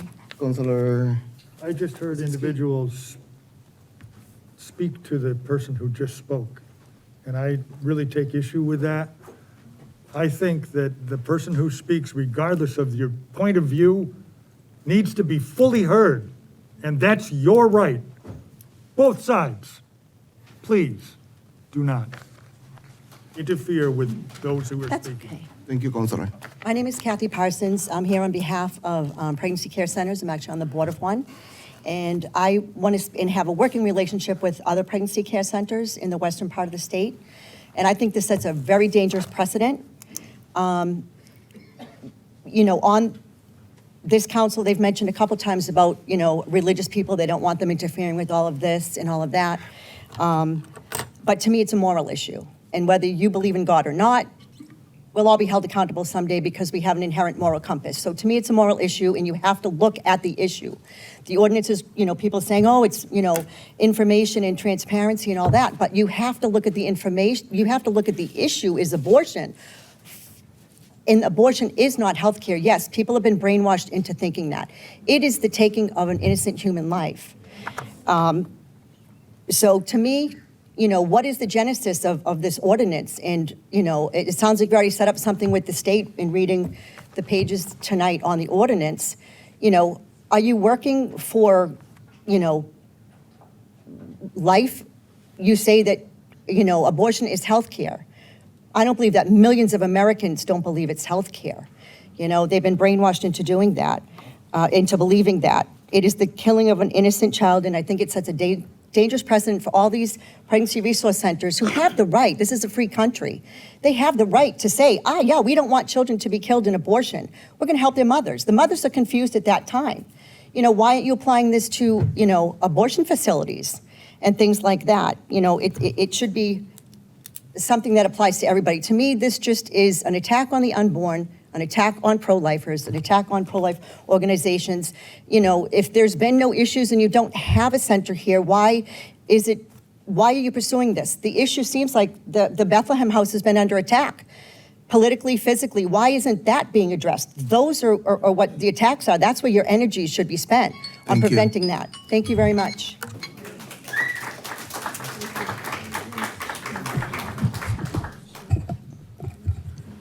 Good evening.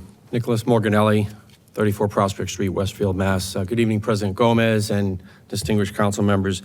I'm married and a father of four. I was blessed with a wonderful midwife that coached me through as I coached my wife as I participated in the labor and delivery of all four of our children. And I continue to be awed by creation and the processes of human life. I'm not here to educate you on the science and how dividing cells become forming a new person immediately after conception, or that a heart beats in 20 days, or that the unborn baby's full body is fully formed with tiny fingers and toes at 10 weeks, and that the brain is fully there in all the organs. I'm here as a city councilor from Westfield that understands the elected responsibility as a legislator, and I'm always an advocate for elected officials listening to the people in that regard. And with this ordinance, the people are not just Easthampton constituents. This ordinance does not only affect Easthampton. Bethlehem House is a limited services pregnancy care center under the ordinance definition, and it's a regional pregnancy care center. And it supports families and women's health from many communities. So thank you for listening to everybody tonight and taking your time and allowing this hearing to keep going. I feel strongly that a yes vote for this ordinance is an unsupportive vote for the amazing, compassionate pro-life care that helps so many new moms and their families. So I ask you to vote against this ordinance. It is one-sided. It does not mention pro-life care centers. It mentions them as limited services, pregnancy care centers. So even though a lot of work has been done on this ordinance, and I know what that's like, and I appreciate it, it does not support those that choose to have their unborn child because it omits pro-life pregnancy. And I also, in the definition of reproductive health care services, it does not mention pro-life pregnancy centers. And the other thing is the part on, Thank you. Just finish this one part. Hey. Section 23.4, it says Thank that you may include information pertaining to it. Thank you. And maybe you could change that to will include so that you can make it a balanced ordinance. Thank you.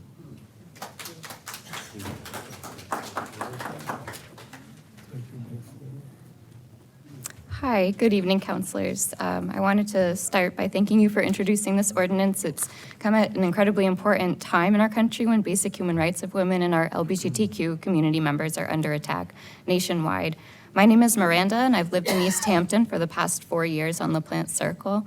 I supported the city council and the mayor on the Safe City Ordinance and the Press Pause on Face Surveillance Ordinance, and also our annual Hiroshima and Nagasaki Remembrance event. And I'm just so glad to be here tonight in support of this ordinance. I really love living in Easthampton because of how my neighbors and I feel safe in this community.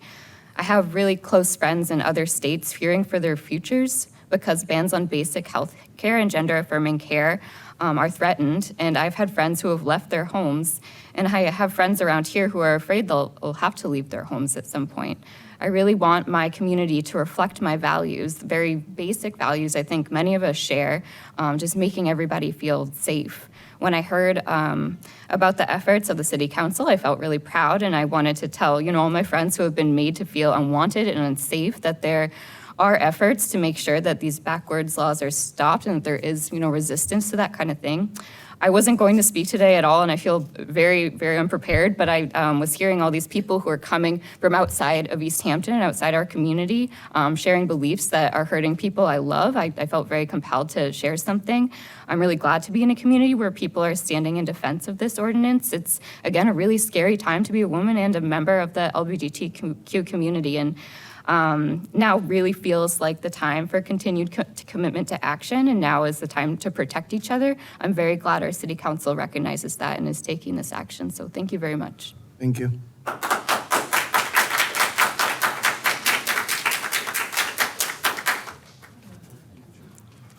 Good evening. My name is Susan Triolo. I'm from Sunderland, and I wanted to say that the pregnancy crisis centers are also fake clinics. Many of them do not provide the options of all pregnancy possibilities. They are not pro-life, they are anti-abortion centers. We have a problem today in our country because of the states that are banning abortion and limiting abortion and turning women into criminals because they want to make choices about their own lives. They don't represent the majority of people in the country. If you look up the statistics, 67% of people in the United States support abortion rights, support reproductive rights. It's only 1/3 of the country, which is a lot, do not support, who are anti-abortion. When I was 19, I became pregnant. I made a choice at that time not to have that child. That person with whom I got pregnant may well have killed me or the child over time because I learned who he actually was. And so I just want to say, if you don't want an abortion, don't have one. Thank you.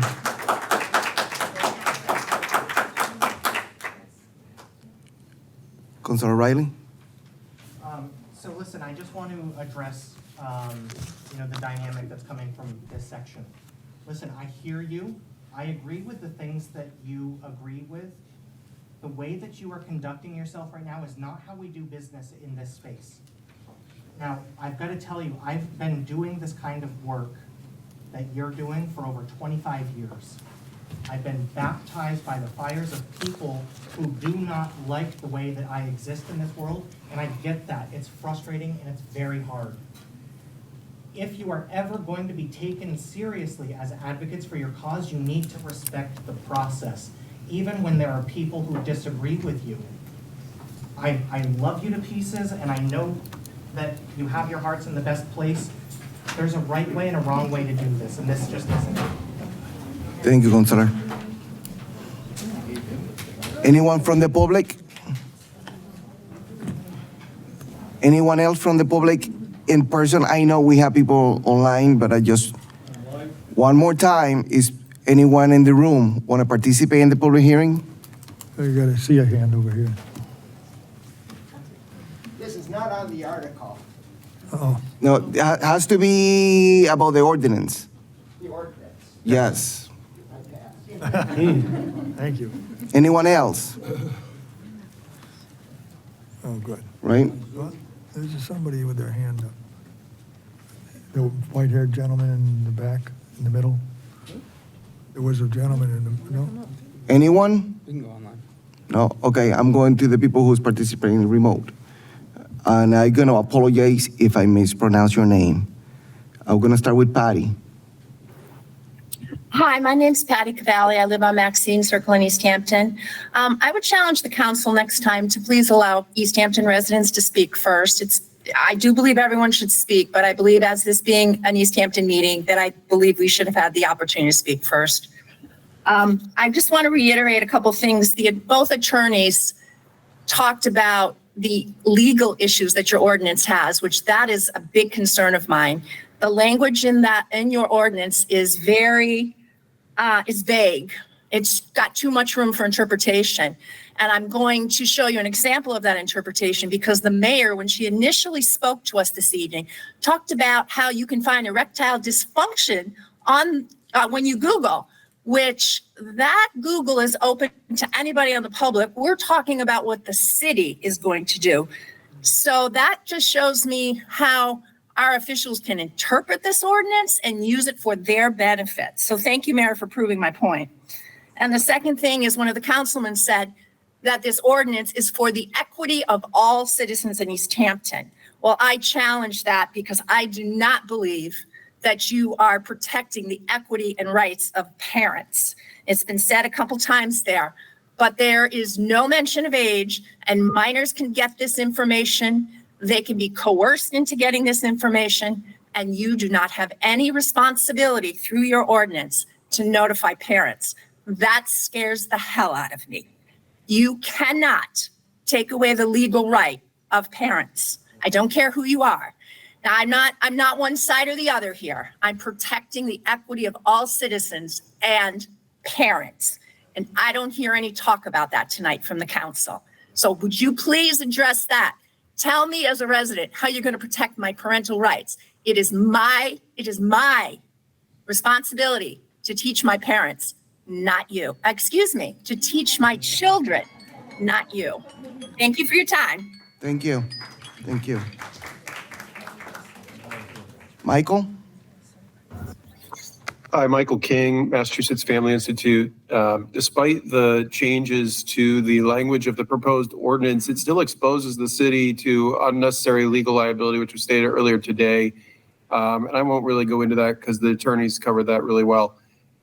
Here's the bottom line. The city can say whatever it wants in support of abortion, but it needs to leave pregnancy resource centers out of it. PRCs, as mentioned, like Bethlehem House, do heroic work. And that's all been talked about tonight. They do not deserve to be disparaged by consumer advisories or threatened with complaints to the Attorney General's office.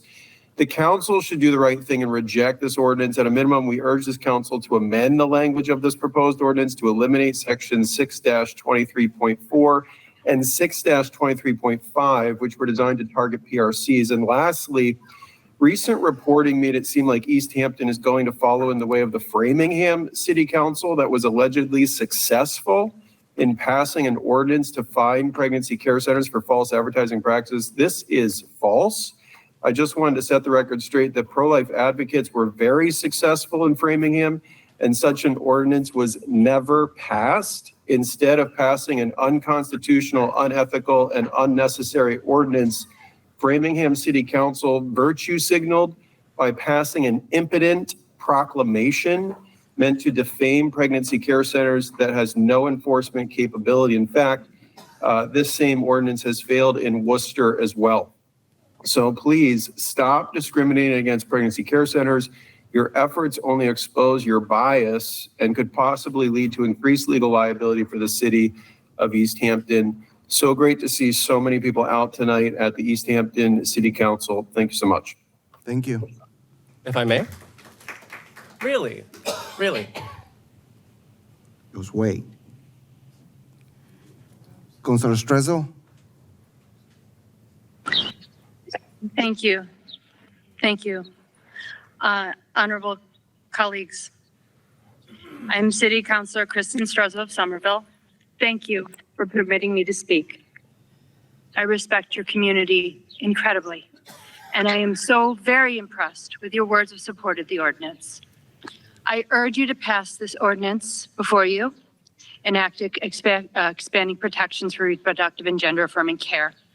This is assuring your constituents can access accurate medical care and information, that they are respected, that they are honored for their own medical decisions. Colleagues, one of your roles as public servants is to protect your constituents from harm and to protect them from fraudulent behavior and deceptive practices. Please look past the noise. CPC strategy does harm, and it will continue to do harm.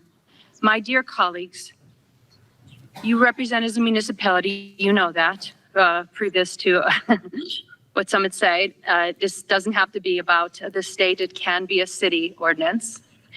And your constituents trust you to act on their behalf. You have the ability to protect your residents by passing this ordinance. Please maintain their trust and pass it. And thank you so much for letting me speak.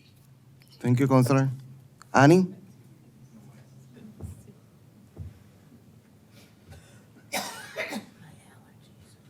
Annie? Hi. Hi, my name is Annie Thompson. I'm from Florence. I want to say thank you to the council for hearing everyone tonight and on both sides of the issue and all the good people here that I know are here with good hearts, no matter what they feel. First thing I want to say is I agree with Patty C. The Easthampton people should have spoken first. The second thing I want to say is I was only recently became aware of Bethlehem House, and I looked them up, and I think it's amazing work that they do. 38 years ago, I was a 19-year-old single mother, pregnant teenager, scared and alone, and there was nothing like that out there for me. But I will tell you that every single medical professional that I went to, my doctors and all the nurses said, get an abortion. Even back then, in the 80s, abortion was far more available than actual help, like what the Bethlehem House does for young parents and babies. So I just want to put my 2 cents in there. With a lot of love over the course of my lifetime, having struggled to raise a family like everybody else does. I have gone from being a very progressive liberal person to a Christian person and very conservative in my views. And I'm much happier that way, I must say.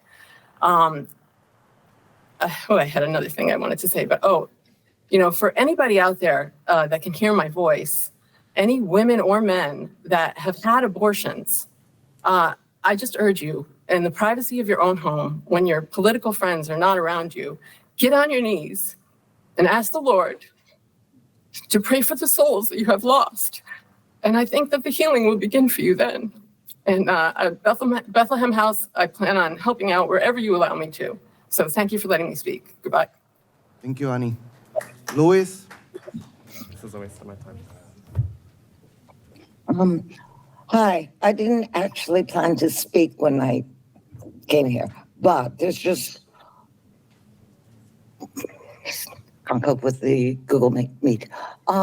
There's just one small point I wanted to point out. I mean, I remember a few years before Roe versus Wade, I remember that, and then I remember after. And one thing that has haunted me over one particular report is basically from parents of young women who found themselves in a different state, whatever, first round of this, and their child died because they went to backstreet abortion. And I'm the mother of 3 children, and I know this is not directly on topic today. Sorry, mother of 3 grown women.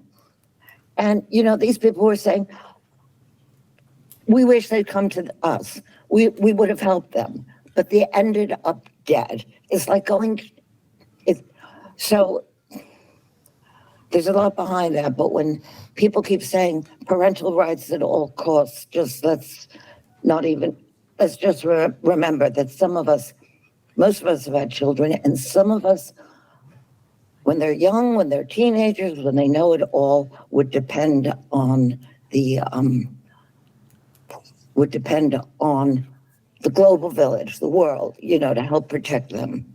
Thank you. Done. Thank you. Thomas?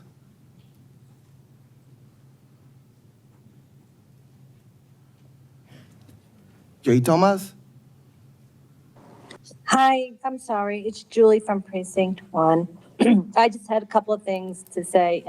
First, I appreciate all the efforts of the board, the city council, and all the work that they're doing. I do have two things to say. Thomas Peak and Councilor Riley, I think that what you said in the beginning was somewhat insulting to a lot of constituents, and it seemed like you were trying to silence their voices. And I think you owe them an apology for that. As far as Catholic, I understand that religion does not play a role in the final determination of a choice, but religion does play a big role in regrets. And as men, you will never feel that regret if you never looked at all of your options. And as a woman, we should be given all of the options. And that option does include pregnancy assistance. And I wish that this ordinance would include more for pregnancy assistance as well. So again, thank you for letting me speak, and thank you for all the work that you guys are doing. I just hope that you can be inclusive of all of the care, not just part of the care. Thank you. Thank you. Rachel?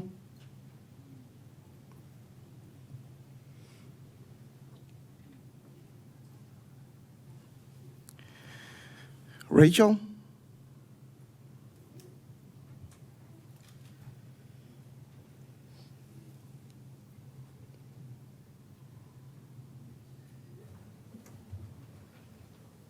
Rachel, you muted.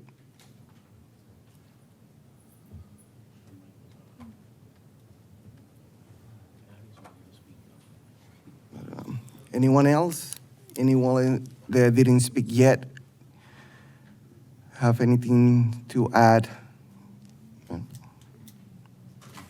Rachel, Rachel, we're gonna wait here until you figure it out, the unmute button. Go ahead. My name is Carolee McGrath. I live on Shirley Street in Wilbraham. I work for the Diocese of Springfield and also in Catholic communications, specifically Reel to Reel. I had an entire talk, Councilor Peak, on Bethlehem House and try to convince you on how beautiful and wonderful it is. And I know you said that we have to stick to the ordinance, which I'm going to try to do. I would like to tell you, first of all, though, that I respectfully disagree with your interpretation that this would not affect Bethlehem House. I do agree with Attorney Day that the interpretation of this ordinance could most certainly affect Bethlehem House. And I also would like to point out, it already has affected Bethlehem House. I'm a reporter for Reel to Reel. So not only do I have the privilege of covering different pro-life organizations such as Bethlehem House, but I also had the duty to report on the vandalism that happened last August.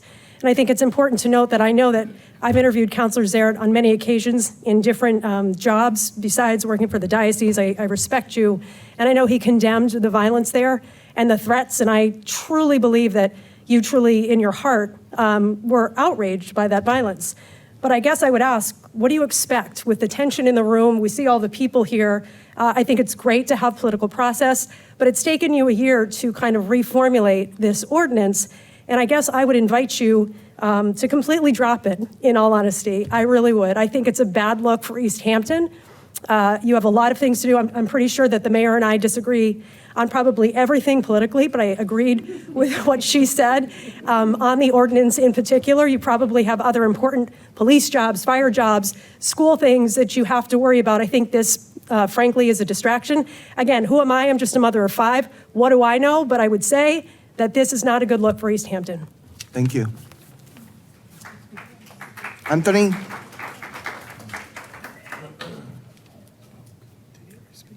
Anthony? No. I think Anthony's gone. I unmuted. Okay, Rachel. Thank you.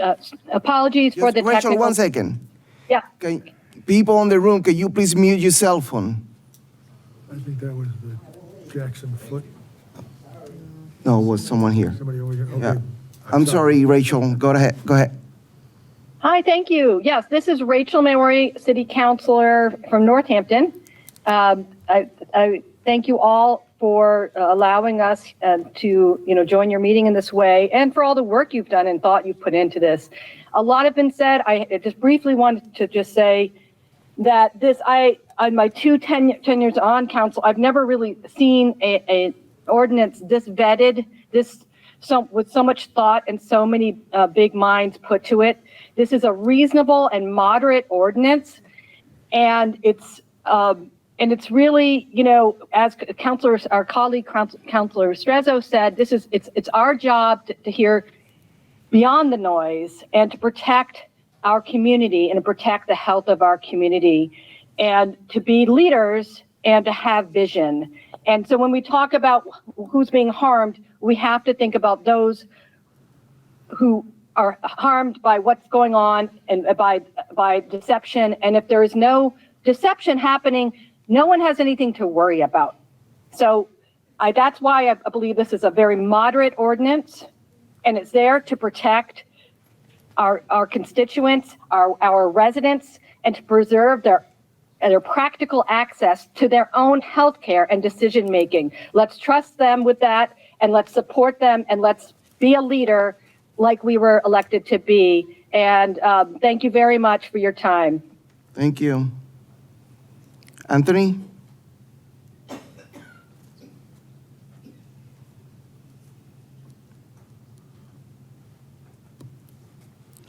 Anthony Romano? Muted now. Yeah, he's gone again. You can go. Can you? Hello? You can go. Sorry. Hi, my name is Ann Ferguson, and I am a resident of Leverett, Mass.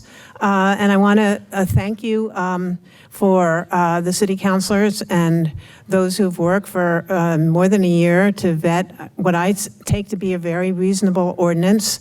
I did, before I retired, teach philosophy at UMass. The whole question that has come up about whether reproductive health care includes the right to abortion, or whether or not that is a question of an unborn child's right to life, is a question. It's a moral question, and there isn't any moral answer. There isn't any moral authority who has the answer to that except the woman and pregnant person herself. So reproductive health care, if it's going to mean anything, needs to mean the moral decision of those whose bodies are having to deal with an unplanned, unwanted pregnancy to make that decision for themselves. So I think that that has been distorted here. It's not a question of a moral question that has an answer. Religions have disagreed upon that. Yeah, you're challenging the religious right of individual women and pregnant people to make their own decisions if you challenge the concept of reproductive health care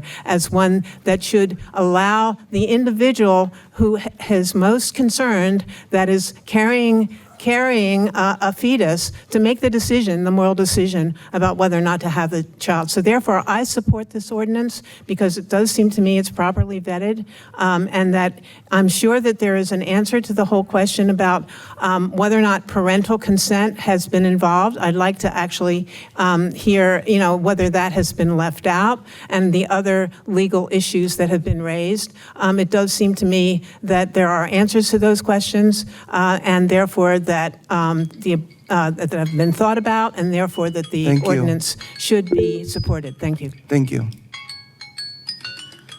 Jessica? Hi, Jessica Callahan from Easthampton, resident. I agree with Patty. It'd be nice to give preference to residents first. Everybody should get a chance to speak, but those of us who are local, it'd be nice to make sure that our voices are heard. I just wanted to say that if this is truly about equity and this is truly about live and let live, and if we really want to be a society where we accept and tolerate everybody for the lives that they want to live and the differences that they want to have from their neighbors and peers, then we should be able to have businesses exist that have different opinions from maybe the ones that we hold personally. I've seen talk online about when Tasty Top was going closing, and people had suggested putting a Chick-fil-A in there, and people were up in arms because it was an organization that didn't align with their beliefs, and so they didn't want a Chick-fil-A in town. It's a business that could offer jobs and offer opportunity to residents that we don't have here locally. I just feel like oftentimes that we only want to have things in town that are more progress leaning or more left leaning as the town may see it. And we don't take into consideration that if this really is about tolerance and diversity and inclusion, then we really need to accept everybody. And even though somebody's beliefs that are pro-life and that they may choose to keep a child or keep a pregnancy may not align with everybody's beliefs, it doesn't mean that it should just not exist. So I just encourage you to really be the inclusive community that everybody says they're proud to be a member of here in Easthampton, and honor true inclusion and diversity. Thank you. Thank you, Jessica. Anyone else? Seeing none. I see. Yep.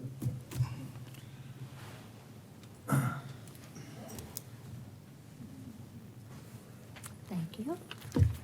Thank you. I don't know if you can We can hear hear me you. or not. Sandra Zeminski, South Hadley.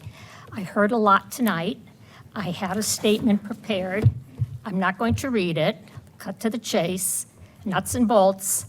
I did hear one statement by a councilman, and I want it on record.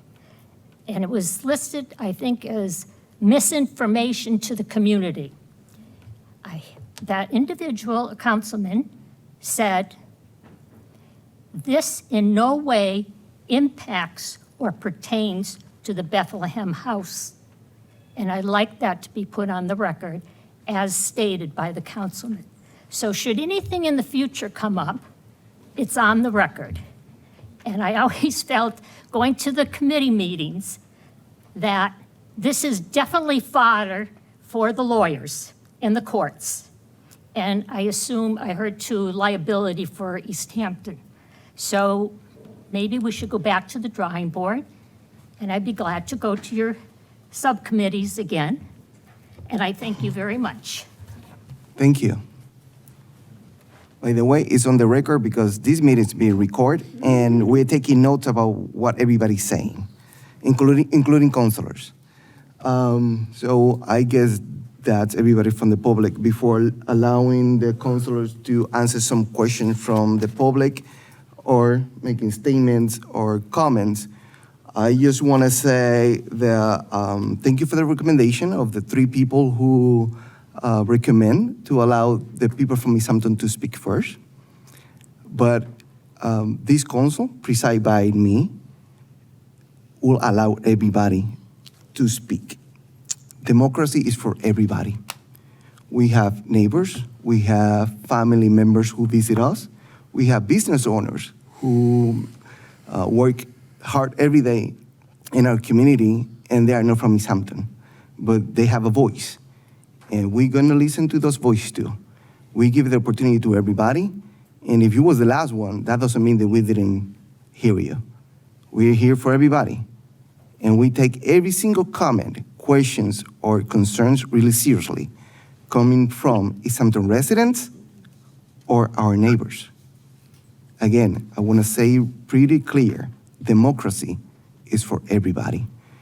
Any councilor have any answers for the Councilor Peak? I thought I'd be in there, but I'm not. Thank you, Mr. President. I just want to respond because a few people did call me out by name, which I guess I deserved by coming in, and a little punchy. But I do want to really just point out exactly what I meant when I said this. It's true that there are some definitions that could arguably, under some, depending on how you want to say it, apply theoretically to the Bethlehem House. But I want to just go through what this ordinance actually does. And I actually want to also respond to some folks who were for this ordinance, because I think that even there is some misunderstanding. I don't like the way that the anti-abortion forces out there have at times used clinics that are, or used centers that claim to be clinics, but that don't really provide like a real medical service in the way that that they advertise to. I think that that's a problem. We don't have anything in here that would really be able to shut something like that down. I also don't think that's what Bethlehem House is, but even if it was, there's nothing in here. Here's what this thing can do. It keeps city employees from turning over people's information to outside authorities.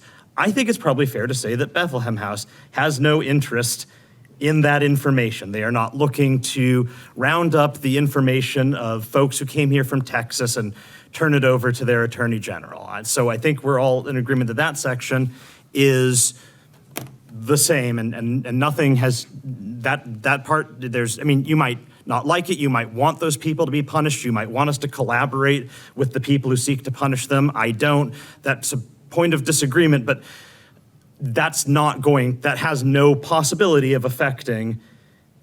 I can only see half of the guy here. Excuse me, sir, I muted. Okay. All right.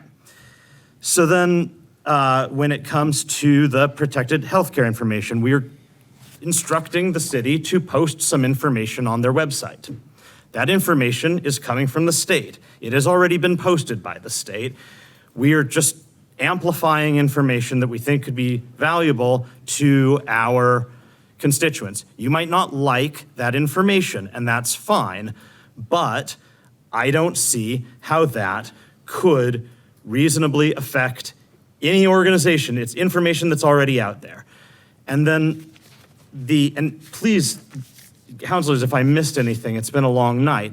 The other thing that I see in here in terms of reporting is that if somebody comes in and wants to file a consumer complaint, that we'll have the form available. That consumer complaint process already exists. The person could already do it. The only case that this could affect Bethlehem House or any other organization in Easthampton or outside of Easthampton is if somebody came to us with a valid consumer complaint that the state would actually respond to under current or future state law, and we helped them fill it out, and maybe otherwise they would have gotten confused by the paperwork, and so they wouldn't, right? Because that's all we're doing is helping. This process already exists in the state.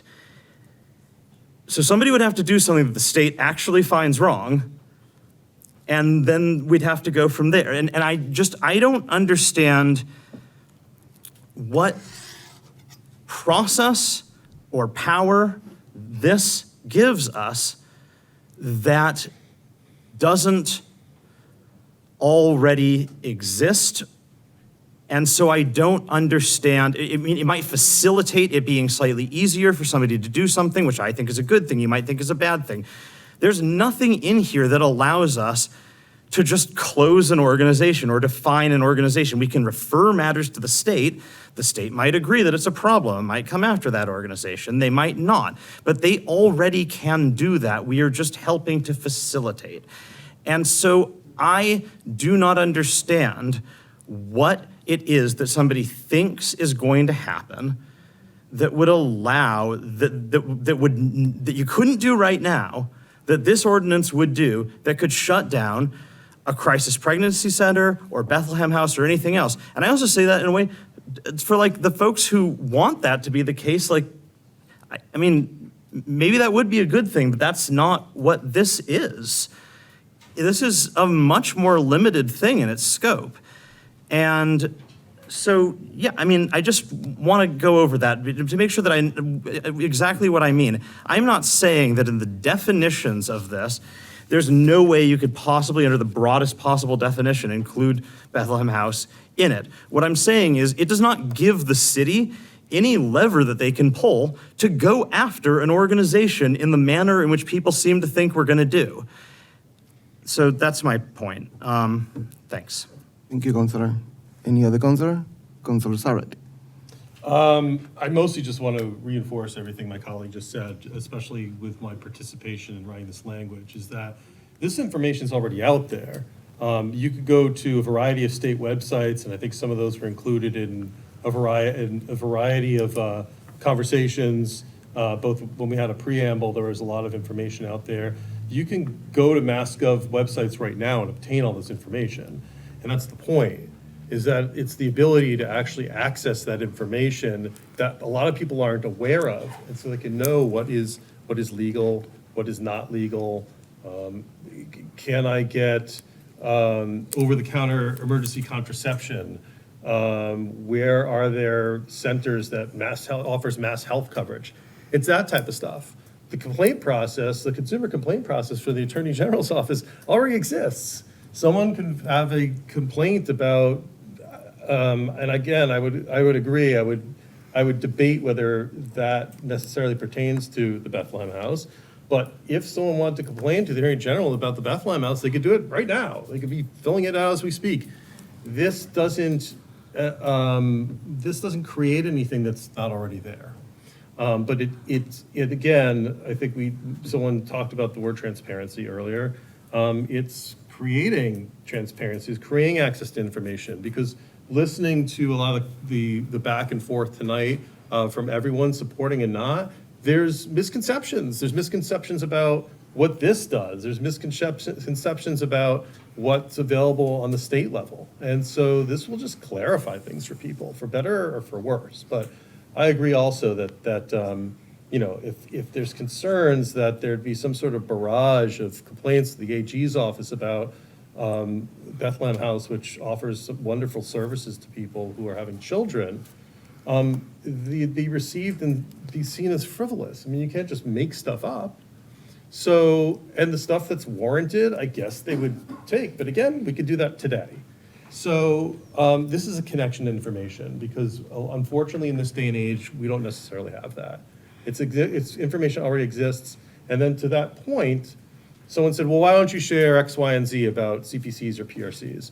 Well, if such information exists on the mass.gov website, absolutely. That's the intention of this. And someday, there might not be the same legal access to a variety of reproductive and gender-affirming care in Mass. And so if this passes, things may change. Someday, someone might log in. If this passes, someone might log in and click on contraception, find out that medical contraception is not available in Massachusetts anymore. It's just providing information to people. That's all it is. It's information that is already exists and is freely accessible to anyone. So that's all. Thank you, Councilor Sarrett. Councilor Derby. Just two questions that were brought up during public speak that I feel like we should address. One, I think, was under definitions of city agent, talking about any business that was involved with the city would have to post this stuff, and that's not the way that this works. So a city agent would be like a contractor that's dealing with information, using that information in a way that they're not supposed to use that information. So that's how the city agent would, and that piece would be pertaining to the first part, which is the sharing of medical information. So I just want to make sure that like every business in Easthampton isn't going to have to post some sort of an advisory. That was confused. And then the children piece. So that confuses me a little bit, other than the fact that, this information, which is already readily available if you have Google, will be on the city website. And I think that if you're a concerned parent about your child accessing the city website, then that's within your power to regulate. But this doesn't affect children or minors in any other way. So I just want to make sure that that's as clear as can be, and I would expect other counselors to agree with that. Thank you, Councilor Derby. Any other councilor? Councilor Riley. So I'll try to be brief in my remarks. Let me do this first. There we go. I'll try to be brief in my remarks because I know that we still have a lot of business that we need to do after this hearing is over. So, I think that there were some assumptions based on my comments that somehow I am pro-abortion and anti-religion. So I want to be clear what I said. I am a Buddhist, and my daughters were raised Catholic. So Catholicism has been a part of my family, and Buddhism has been a part of my family. And one of the central tenets of being a Buddhist is to have a complete and total respect for all living beings. Were the situation true that when somebody has a child, say a single mother who's been raped and has to carry a child to term, if the employment markets were fair to women who have children, if resources and benefits were plentiful so that a woman never had to question whether or not she could make it through in life without having to live a life of forced poverty, then I would be totally in support of protecting people from not having to have abortions. In an ideal world, I don't want them to happen. But we don't live in an ideal world because there are people from all across our country who don't actually care about poor people. Now, in respects to the Bethlehem House, I know the Bethlehem House. I live right around the corner from you. I've donated clothes to your organization before. I spent my entire career working in organizations just like the Bethlehem House. I've worked with survivors of sexual and domestic violence. I've worked with families who are homeless. I understand the work that you do. I did that work too. What I learned, however, is that the world is not kind to those people. And I know that you know that. If you are working with these people who come to the Bethlehem House, you know that the odds are stacked against them.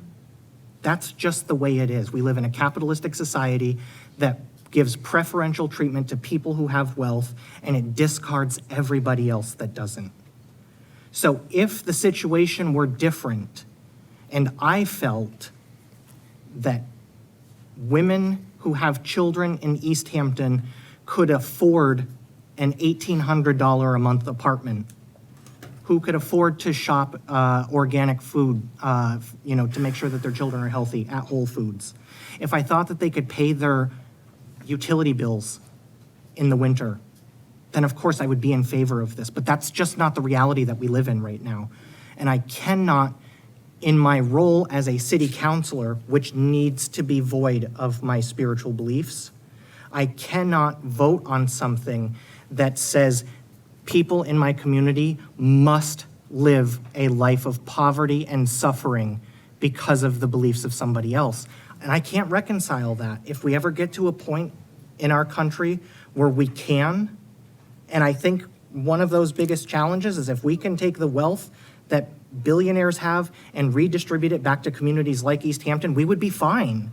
Everybody would be able to have the life that they need to have, and there wouldn't need to be abortions in the level that they have. So I just want to be clear on that. I'm with you. I believe the things that you believe, but my job as a city councilor cannot vote to turn this down. And I'm sorry that I know that you don't agree with that, but that's just the way I have to do this tonight. So thank you. Thank you, Councilor Riley. Any other councilor? Councilor Kuczynski? Mr. President, I wanted just to thank everyone who came and was respectful tonight. First of all, that means so much, I think, to the entire process and to how we continue to interact with one another, both here on the council and amongst the entire public. So thank you. I am very much in favor of folks having the right to choose of their own free will a decision about how they treat their own body. I do support them. I do support it. I'm sorry. I do. There were some comments earlier you had that suggested that if you couldn't believe in having folks have their own decision and also believe that others have the right to protest that level, that thinking, to go ahead and believe differently, to provide services that deserve to be respected, and frankly, I think, receive all the benefits, of course, which they do, of nonprofit status to help those in need. And I'm talking about crisis pregnancy centers, about those centers that, well, about the Bethlehem House. I do believe that I don't want anything that we do to affect the mission of the Bethlehem House. I think that mission is special for Easthampton, has been here for, I believe it was noted, 18 years. That being said, what do we do with an ordinance? Well, we want to make sure that whatever we do, we're not placing the city in greater legal jeopardy. And that concerned me when I hear from two attorneys that they have objections that they are sharing with us, and that I'm not sure anyone here at this table has had a chance to review. I presume that it's new information, that it's not information that has already been discussed. So, you've read the letters? I'm hearing, I'm seeing shaking. I'm sorry? It's been vetted by our attorney. I understand that this has been vetted by our attorney, but when an opposing attorney, someone from another side, says, we have issues, and I hear from my fellow counselors that this doesn't change anything that we're doing, this already is everything that we're doing, so we're not doing anything new. Why would we want to put ourselves in any situation of financial jeopardy for our citizens? Don't we have an obligation to at least review the questions that have been raised? I'm not saying we should decide one way or the other, but we have an obligation to at least hear those. So I'm not sure I'm prepared to vote at this time on this matter without having us review those letters. And I would hope those attorneys would be willing to engage and help us in our decision-making process, just as our attorney has helped. I think it would be a good thing for our city. Councilor Peak. I really appreciate, I really understand what you're saying, and I just want to make it clear that I will be voting yes on this tonight, but if somebody wants to vote no out of a risk aversion of the possibility of a lawsuit, however frivolous, costing the city money, that's a stance that I can understand, even if I don't, that's not necessarily where I am, but I do want to, I want to get that down, because I think that there's a sort of tricky situation here where we have an attorney who we have hired to review this. That attorney is very risk averse. That attorney is very smart and has looked this over. And at some point, you know, I feel I feel very confident about the ability of this to be legally good, especially because there's not a single thing in this that the city couldn't do right now without an ordinance. The health department could just post an advisory on the city website, right? The city could decline to cooperate with an outside entity who's seeking to unduly persecute a person. The city could help somebody fill out a state form. There isn't a single thing in this document that the city could not just unilaterally choose to do without our authorization. The only thing that we are doing is asking them to do it. And so from that perspective, it's very, very difficult for me to take seriously the idea that us asking people to do things that they currently are completely 100% empowered to do is somehow illegal.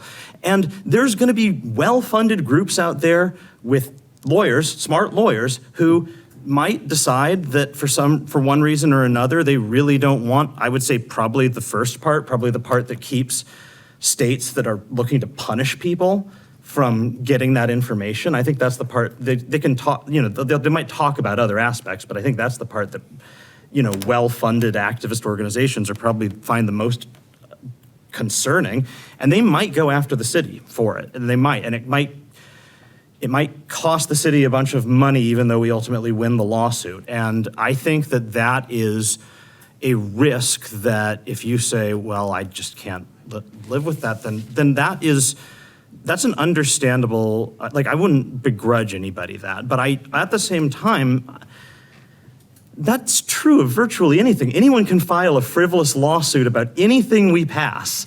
And we've passed things much more controversial than this. So at some point, I think you just have to ask, like, is that really how we're going to allow ourselves to govern? Are we going to govern entirely based on not catching a frivolous, expensive lawsuit from a group of activists with strong opinions on a subject? And if you want to say, yeah, that's how we should govern, we should just keep the lights on in the city, make sure that the employees get paid and not wade into these arguments, like that, fine, like I get that. I understand that as a consistent position. But if that's how we're going to vote, we shouldn't pass half the things that come before us. And so I just think we need to be thoughtful about that right now. If we're going to say that we want to focus on prioritizing the city's exposure to risk, then that's how I'm going to interpret everything that comes before this body over the rest of the time that I'm on the council. I want to be consistent about that, and that's going to mean a lot of stuff doesn't get passed. So that's my bit. I really want to say though, like I think that I do think that there is a way to talk about these things and even vote against this in good faith, and I'm not trying to disparage that at all. I just think we really need to ask what kind of community, what kind of municipality we really want to be. Thank you, Councilor Pick. Before you, Councilor Denham didn't say anything yet. If he's in the same, if it's the same conversation. I just would like to finish. Councilor Kuczynski, okay. Go ahead. Thank you, Councilor Denham. I just wanted to be clear that it wasn't an indefinite, we need to say no, we need to, it is I'm not sure I'm prepared tonight, this evening, to vote in favor or against this matter without looking at the items that were presented. They give me caution and pause. It doesn't shut down, because you're right. Any issue is, folks are going to come up with ideas and thoughts, and attorneys are going to say things. I don't think these attorneys have been before us, and I'd love to hear what it is they have to say and read what they have to say. And I think it behooves all of us, especially since the mayor has said, I'm not sure this is what we want to do at this point. So, that being said, I also have a quick interjection with how this will be enforced, and I wonder how much participation we've had with the mayor's office in the process. And I apologize for not having that answer myself, but I think I would like to know how much coordination, especially since, well, it's her office, the mayor's office, that will be enforcing and interpreting this legislation and directing employees to comply. So maybe somebody can help me with that one also. Yeah. Before you, I want to let Councilor Denham to speak. She didn't speak. I just want to clarify for all the councilors that, yes, we work closely with the mayor, but I just want to make clear the separation of power too. We have a job to do, and the mayor have a job to do, right? And sometimes we're on the same page, and sometimes we're not, because we have a job to do. I want to make clarification that we have a separation of power. Councilor Denham. Thank you, everyone, for your comments this evening. I appreciate it. There's some things I agree with, some things I don't agree with on a personal level. But as President Gomez says, that's a part of being a democracy, and we struggle with these things, and we grapple with these issues, and we try really hard to do what's right. And that's something that weighs on me quite heavily, right? I take my integrity very seriously, and I think what's right? What's right for people? And I want to start by saying, as the only woman on this council, it's been an interesting process listening to men talk about the rights of women, right? And the transgender community. And I want to say that I've appreciated the allyship that they have demonstrated around this particular issue. In terms of this particular ordinance, right, in the last year, as a member of the LGBT community, I have watched my community nationally be harassed. I have watched suffering. I have watched fear. And I have watched harm on a variety of different levels. And that, as a member of that community, it's hard to watch, right? It's painful. As a woman, right? Many of you stood for the whatever it's called, the Pledge of Allegiance at the beginning, and that is something after the decision of the Supreme Court to limit access, all the conversations about that, as well as the gun violence that we've seen and people losing their rights. I don't stand for that, because as a woman and as a member of the gay and lesbian community, I don't have the same rights as you, right? I don't. Someone said something, and I sat here very quietly and listened to you, and I would appreciate the same respect, right? And that is something that maybe in Massachusetts I have those rights, but it's not something that's shared nationally, right? And I am aware of that, right? And that's very difficult for me to watch that. And so this ordinance this evening, right, that's before us, that I appreciate all the work that members of the community put into this, but I'm going to support it because I want to affirm the rights of people, right? This is my ability to affirm the rights of individuals to make whatever choice it is, right? And this affirmation is for people who want to go to Bethlehem House and receive the services that you offer, great, right? That's great. And for the people who are in fear, for the people who live in poverty, for people who are marginalized, minoritized, who do not have that access and who do not feel safe, what I am doing as a member of this council is affirming your right to the information that is outlined in the ordinance, right? As Councilor Peak said, we're not doing anything that couldn't be done, but all the hate that I see nationally, the choice that I'm making tonight is to say that I want people who are unsure, who are afraid, whatever, right? I want them to know that they have that right. And that's all I'm doing. I'm not taking away anybody's right. I'm not saying don't go do that. I'm not saying don't go do that. I'm saying I affirm your right to information. That's all I'm doing, right? And I believe the good intent of the people that are up here, just like I believe the good intent of all of you and the beliefs that you have, right? And as you said, sorry, Councilor Riley, we try to do right by people, right? That's what we're trying to do. We're trying to do right.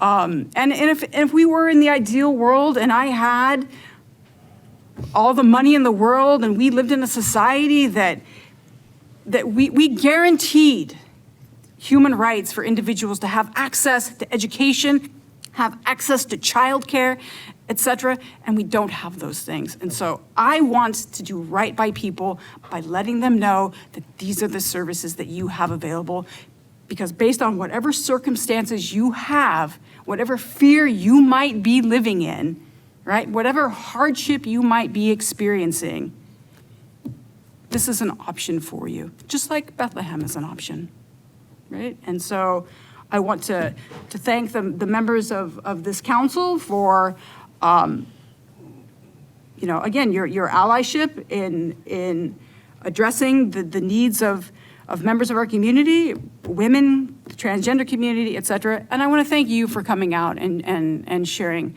with us your vision, right, for the society that you want to live in, your beliefs, et cetera. And this is something I'm going to support because I'm going to affirm those rights. Thank you, Councilor Denham. Councilor Sarrett?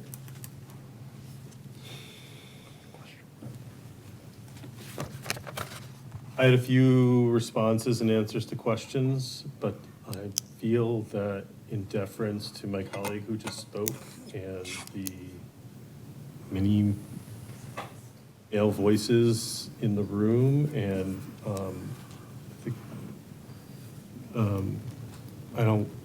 I will answer questions if people have any of me to clarify anything, but I don't feel like I don't have anything else to say after that. Any other councilors? I only have one question, and probably it's just the clarifications to the whole public. Is this ordinance that I have in front of me is doing something different that the state is doing today? What this ordinance is doing different that the state is doing today, or not doing it? Is anything different, or everything is already covered by the state? You want me to answer that, Mr. President? Yeah, as I stated, no. I mean, we're connecting people with information, and a lot of people's points here, and the very eloquent comments of the last speaker, people don't have access to information. And we have a duty and an obligation to make sure in our small municipality that everyone knows what is and isn't their rights, and where to seek those rights or those services or not. And so, yeah, that's all. We're just connecting people. Because to the point earlier, we don't have, I think, either the capability or a foundation to figure out how to, and no discredit to the other people who have done it, but we can't enforce anything on our own. We're just sharing information with people that, unfortunately, they just, as you garnered from some of the conversations here tonight, again, people just don't know. And it's helpful for the health department and the city to be able to connect people with that information. Thank you. Just for clarification for everybody, this was introduced 9 months ago. There was multiple meetings at the ordinance committee where the public and those lawyers was invited in a way because they can participate in those meetings. And I'm pretty sure some of them, they bring the concerns at the meetings, right? I remember some of the members for the public went to those meetings and bring those concerns to the councils in those meetings. I didn't participate in every single meeting, but I participated probably in 98% of those meetings, and I saw those interactions. I just want to make that clear. There was multiple opportunities for the public and those lawyers to participate on those meetings. I have to make a comment about our city solicitor review this ordinance. And this is not the same ordinance that Councilor Sarrett bring forward probably more than a year ago. I think this language, Councilor Sarrett and the councilors who co-sponsor this make a huge compromise between the first language and the input from the community. because I remember from the first introduction of the first language, there was a lot of conversations and communication with the elected officials and the public. So this is totally different from the first ordinance the councilors are bringing forward. I concur with everything what Councilor Denham said. I applaud you for your comments. I just want to let you know that we're going to support you 100%. You can count on us because we are here to support you, and not just to support you, to protect you too. And we're going to do whatever we can have in our power to make that possible. And again, I just want to clarify that this ordinance was introduced 9 months ago. There was a lot of conversations at the ordinance committee that I see some familiar faces who went to those meetings. And everybody had the opportunity to talk and participate and watch videos and listen and read. So this ordinance was extensively reviewed in those committees. Before I will take the motion, I will give it opportunity again to the councilors to make the last statement if someone wanted. Saying no, I will take a motion from Councilor Derby. Point of information, this passed ordinance 3-0. And I will move to amend Chapter 6, miscellaneous offenses and provisions by adding a new section 6-23 entitled Safe and Fair Access to Legally Protected Reproductive and Gender Affirming Healthcare Services as made available for this meeting. Second. I have a motion and a second to amend Chapter 6 to a new Section 6-23, Safe and Fair Access to Legally Protect Reproductive and Gender Affirming Healthcare Services. Any further discussion? Seeing none, by roll call. Barbara? Connie Denham? Aye. Salem Derby? Aye. Omar Gomez? Aye. JP Kaczynski? Abstain. David Munier? No. Tom Peak? Aye. Brad Riley? Aye. Owen Zara? Aye. Motion passes. Six in favor. Yeah, motion passes. I will take a motion to close public hearing. So moved. Second. I have a motion and a second to close public hearing. Any further discussion? Seeing none, for those in favor? Aye. Anyone against? Abstention? Motion passes. Thank you, councilors. Thank you, everybody, for being here. I have communication for the city council president. I have, can you please, we still in meeting, so you can leave, but I will prefer if you be quietly, please. Thank you. We have to schedule a public special meeting. So for July 17th at 5 p.m. 5 p.m.? Yes. Okay. It's about finance. We have to move some money, and we have up to the 17th to do it. July, I'm sorry, did you say July 17th President? at 5 p.m. It's a Monday. Thank you. Okay. Thank you. Councilor Zarek. Mr. President, I can be there. I might be a little late. I just wanted to let you know I can. 5:15 works? Yes. 5:15 works for councilors? That's fine. Better for me. Yeah, the 17th. I know you're going to be really far away. On the 17th? The 17th at 5:15. Do we have 5 councilors who can make it? I'm not sure. Okay, you I'm not don't sure. know? 1, 2, 3, 4. Yeah, we'll extend. Let's, if we have to move the time, then but I want to schedule the meeting at 5:15. Appointments, Councilor Riley. Thank you, Mr. President. I feel like I've talked so much tonight. There's a lot here, but I'm going to try to get through it quick. So the appointment committee last met on June 15th to discuss 2 mayoral appointments and 1 city council appointment. The first mayoral appointment was Sean Abbott to the Biodiversity, Environment, and Ecological Sustainability Committee with a term expiration date of December 31st, 2025. Sean is a senior software engineer manager who oversees programs that generate hundreds of millions of dollars annually. He has experience as a project manager requiring skills such as scoping projects, engaging with multiple stakeholders, and setting feasible timelines for project completion. So you might wonder what a software engineer has for qualifications to do work on biodiversity and sustainability for our community. So I want to remind everyone of how new this committee is and that a majority of the seats are external stakeholders from city council and commissions on conservation, agriculture, and energy advisory. And then if you can, just indulge me for a quick story that he told us in the meeting. So he said that over the course of the pandemic, with very little to do in society, Sean began exploring native pollination and gardening to keep himself busy and to get himself out of the house. He explained that once certain native pollinating plants grew, certain insects started to frequent his yard, and once the insects were there, certain birds started to frequent his yard. And what he realized is that he was able to create a mini ecosystem thriving in his own backyard. He said that seeing life spring up in such a small space with just his efforts gave him hope for ecological sustainability. And I think that that's what's missing as an ingredient when it comes to understanding our climate is hope.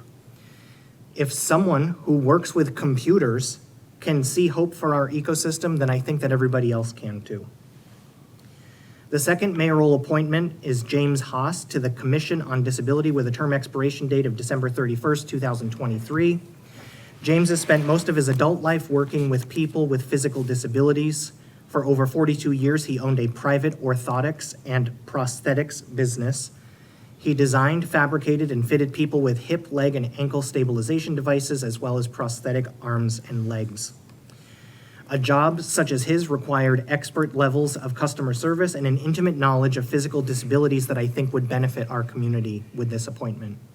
While we could not meet with him in person, I have a long-standing rule that appointments to certain committees, such as the Council on Aging or Commission on Disability, do not require in-person meetings, and I think that his experiences and his resume speaks for itself.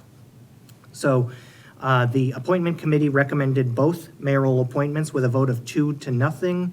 And unless there are any questions from the council, I'd like to move that the full council appoint Sean Abbott to the Bees Committee with a term expiration date of December 31st, 2025, and James Haas to the Commission on Disability with a term expiration date of December 31st, 2023.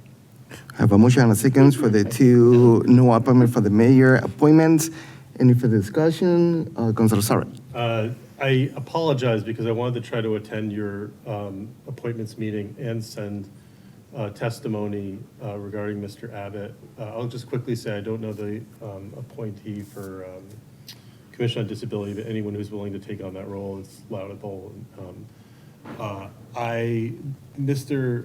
Abbott and his partner have, they're pretty new to the city, and they have a myriad of wonderful ideas and getting involved with sustainability and sustainable concepts for the city. It's very exciting to listen to both of them talk. Sometimes I feel like I'm letting them down because there's so many ideas that come out of Mr. Abbott that I'm worried that I'm not going to be able to keep up with him. But what I'm getting at is that it's especially with the nascent status of this committee, he's an excellent first member, and I think the city's very lucky to have him. So. Thank you, Councilor Sarek. Any other councilors? Those are in favor? Aye.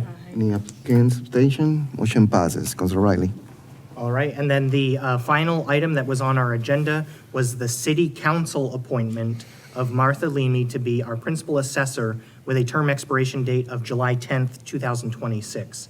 So before I continue, I want to remind the council that city council appointments expire on the anniversary of their hire date. And should we approve of this appointment tonight, Martha's first day of employment would be July 10th. That's why we have the expiration date of 3 years to the day.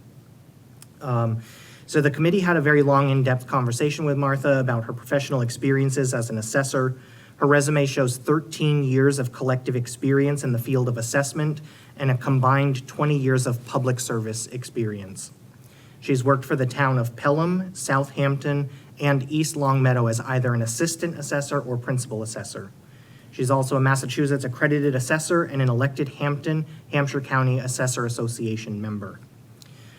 So, going into this meeting, I developed a series of 10 questions that would, get at her approach to assessing and emerging challenges in real property valuation.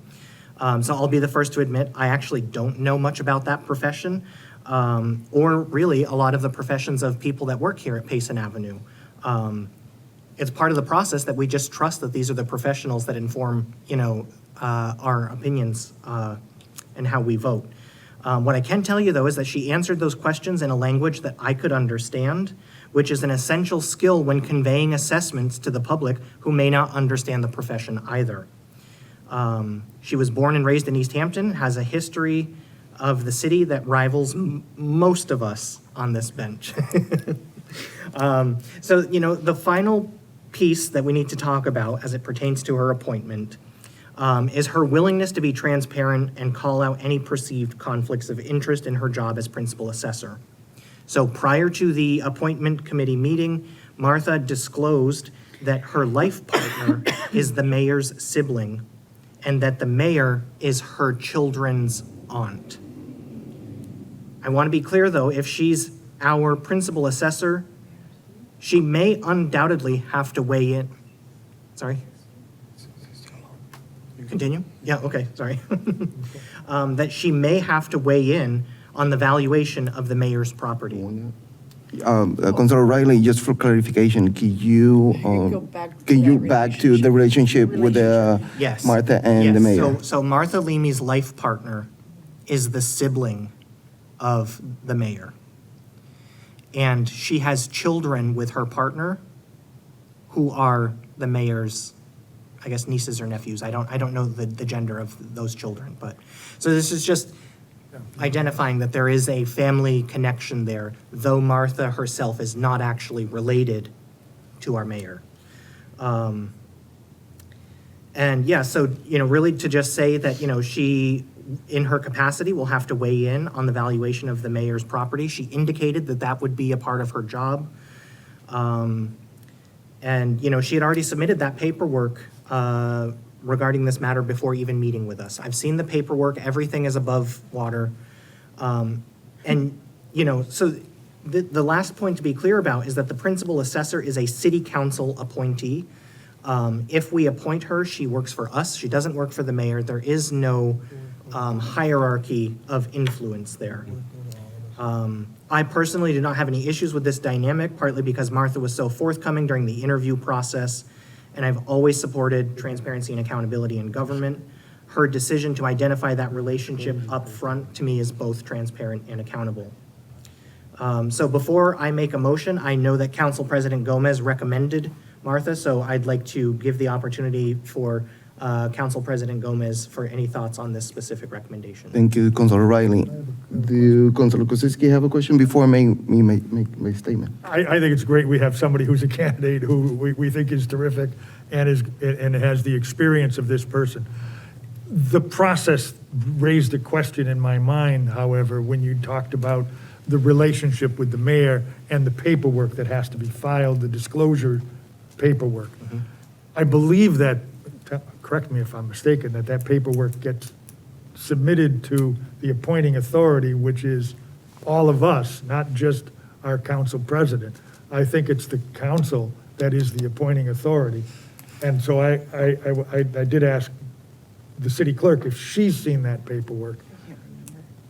And I think it's a legitimate process question that should be resolved in the affirmative before we take any steps for disclosure purposes. I fully intend to vote in favor. I don't see this as a big conflict. I don't know how my fellow councilors feel, but without seeing the paperwork, I think we're misstepping the process. I may be mistaken. It's up to the council, I believe. I will answer that. First, I shared that information with the chairperson of the appointment, so we have it, and I do have it. I agree that at the end of the day, the appointing authority is the full council, but the person the council give me the power to appoint that person. When we appoint that person, the signatures for that appointment is my signature, is the city council president. And I saw that disclosure. That disclosure is available. I can send you. Filed with me. Yeah, I'm sending. I know I have it. I don't know. I I'm don't remember sending who it to sent it to me, everybody to be right now, honest. just for everybody's record. Yes, I can pass that to the clerk. To be honest, I don't remember who sent it to me. That was you or HR, but I do have it.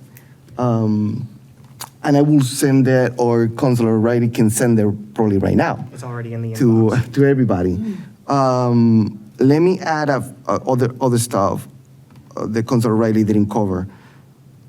And he said that he trusts all the information that Martha bring at the appointments committee. There was a process before that. There was an interview process. Martha applied for that position, and Councilor Denham, myself, Peter Davis, that is the chairman of the Board of the Assessors, Emily from the HR, and Christine from the Assessor's Office was in that interview. We interviewed Martha extensively. Martha proved her knowledge in the assessor's capacity, and that's why I made the decisions to appoint Martha.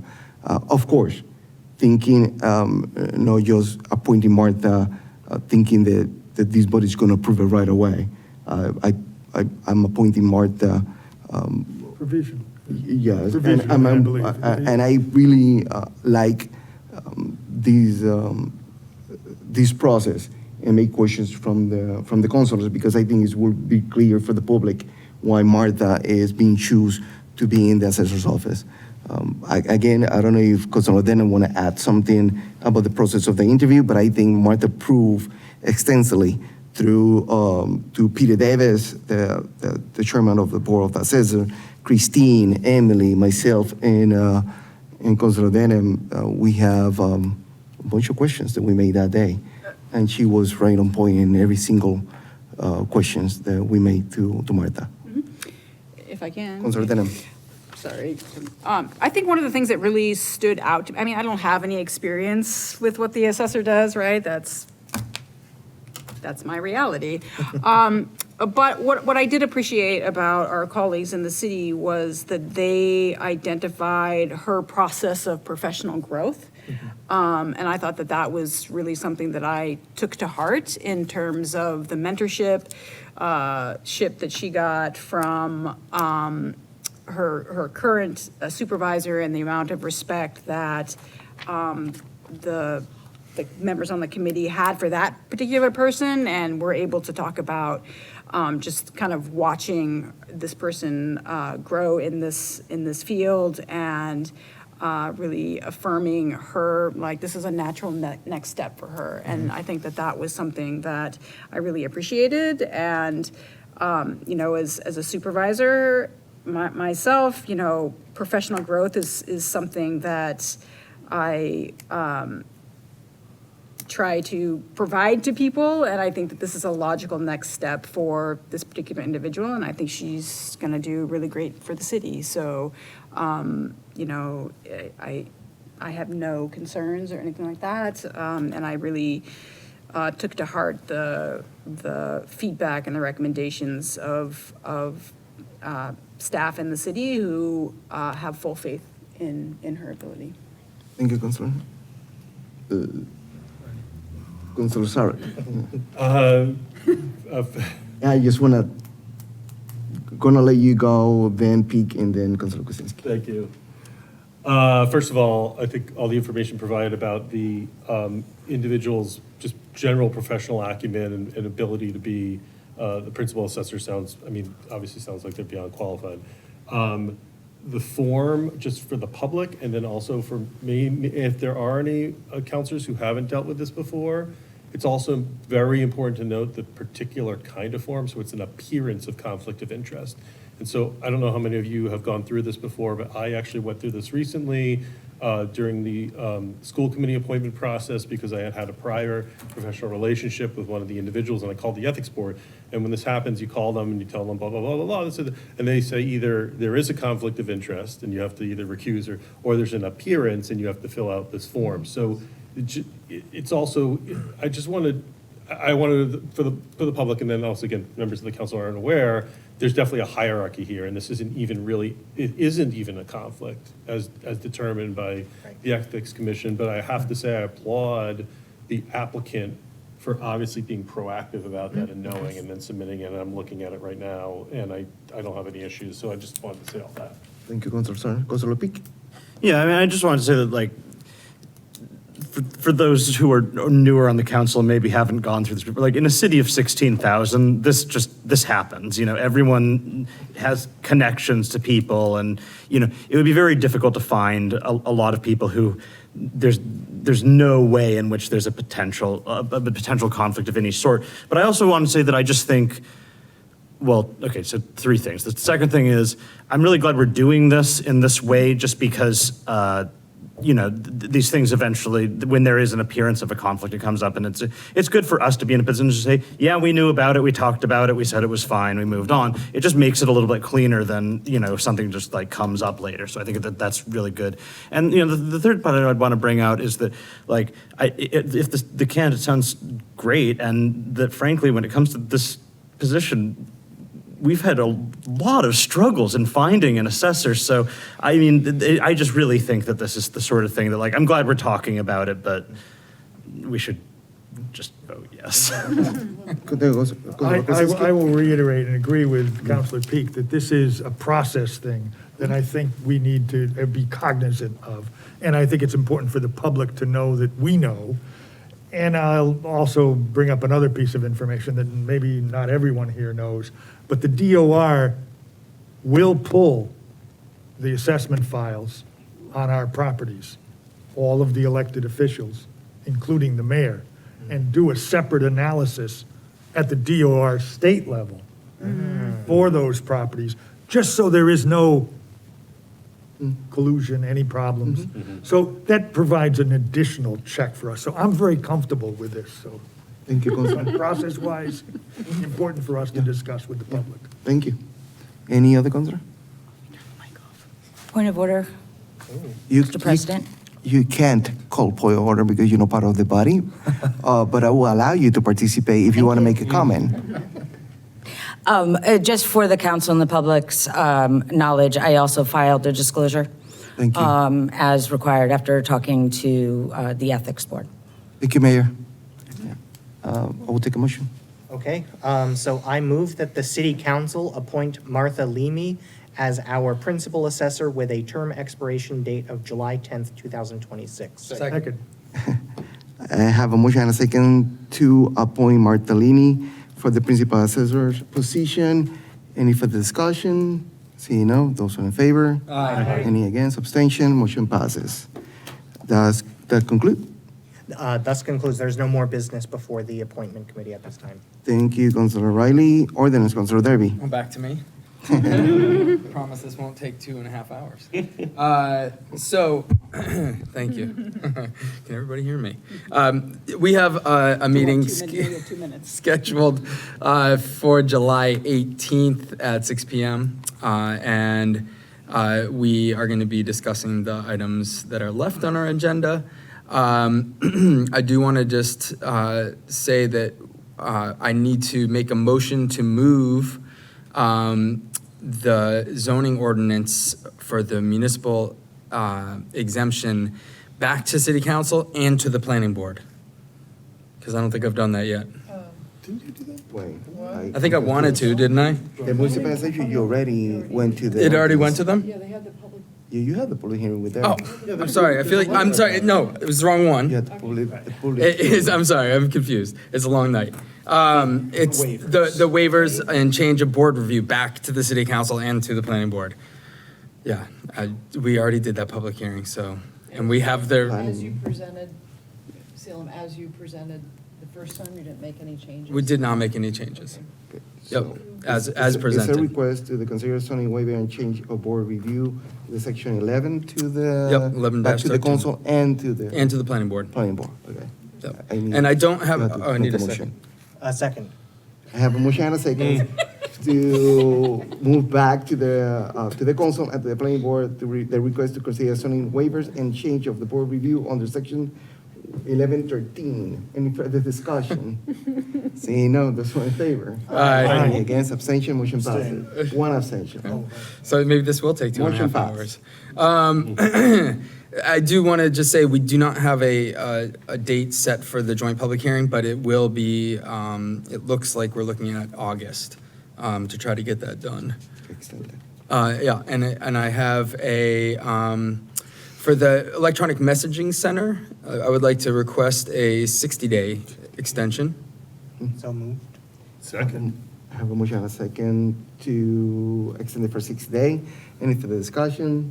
Seeing none, those in favor? Aye. Any against, abstention, motion passes. And I do, I would like to set a public hearing, which I don't think, unless I already have said it, but I don't think I have. So I would like to set a public hearing for our next meeting for the municipal exemption. August 2nd. August 2nd, for the municipal sign exemption. Oh, second? Second on that. Second? I have a motion and a second to schedule a public hearing for August 2nd at 6:15. Any further discussion? Seeing none, those in favor? Aye. Any against, abstention, motion passes.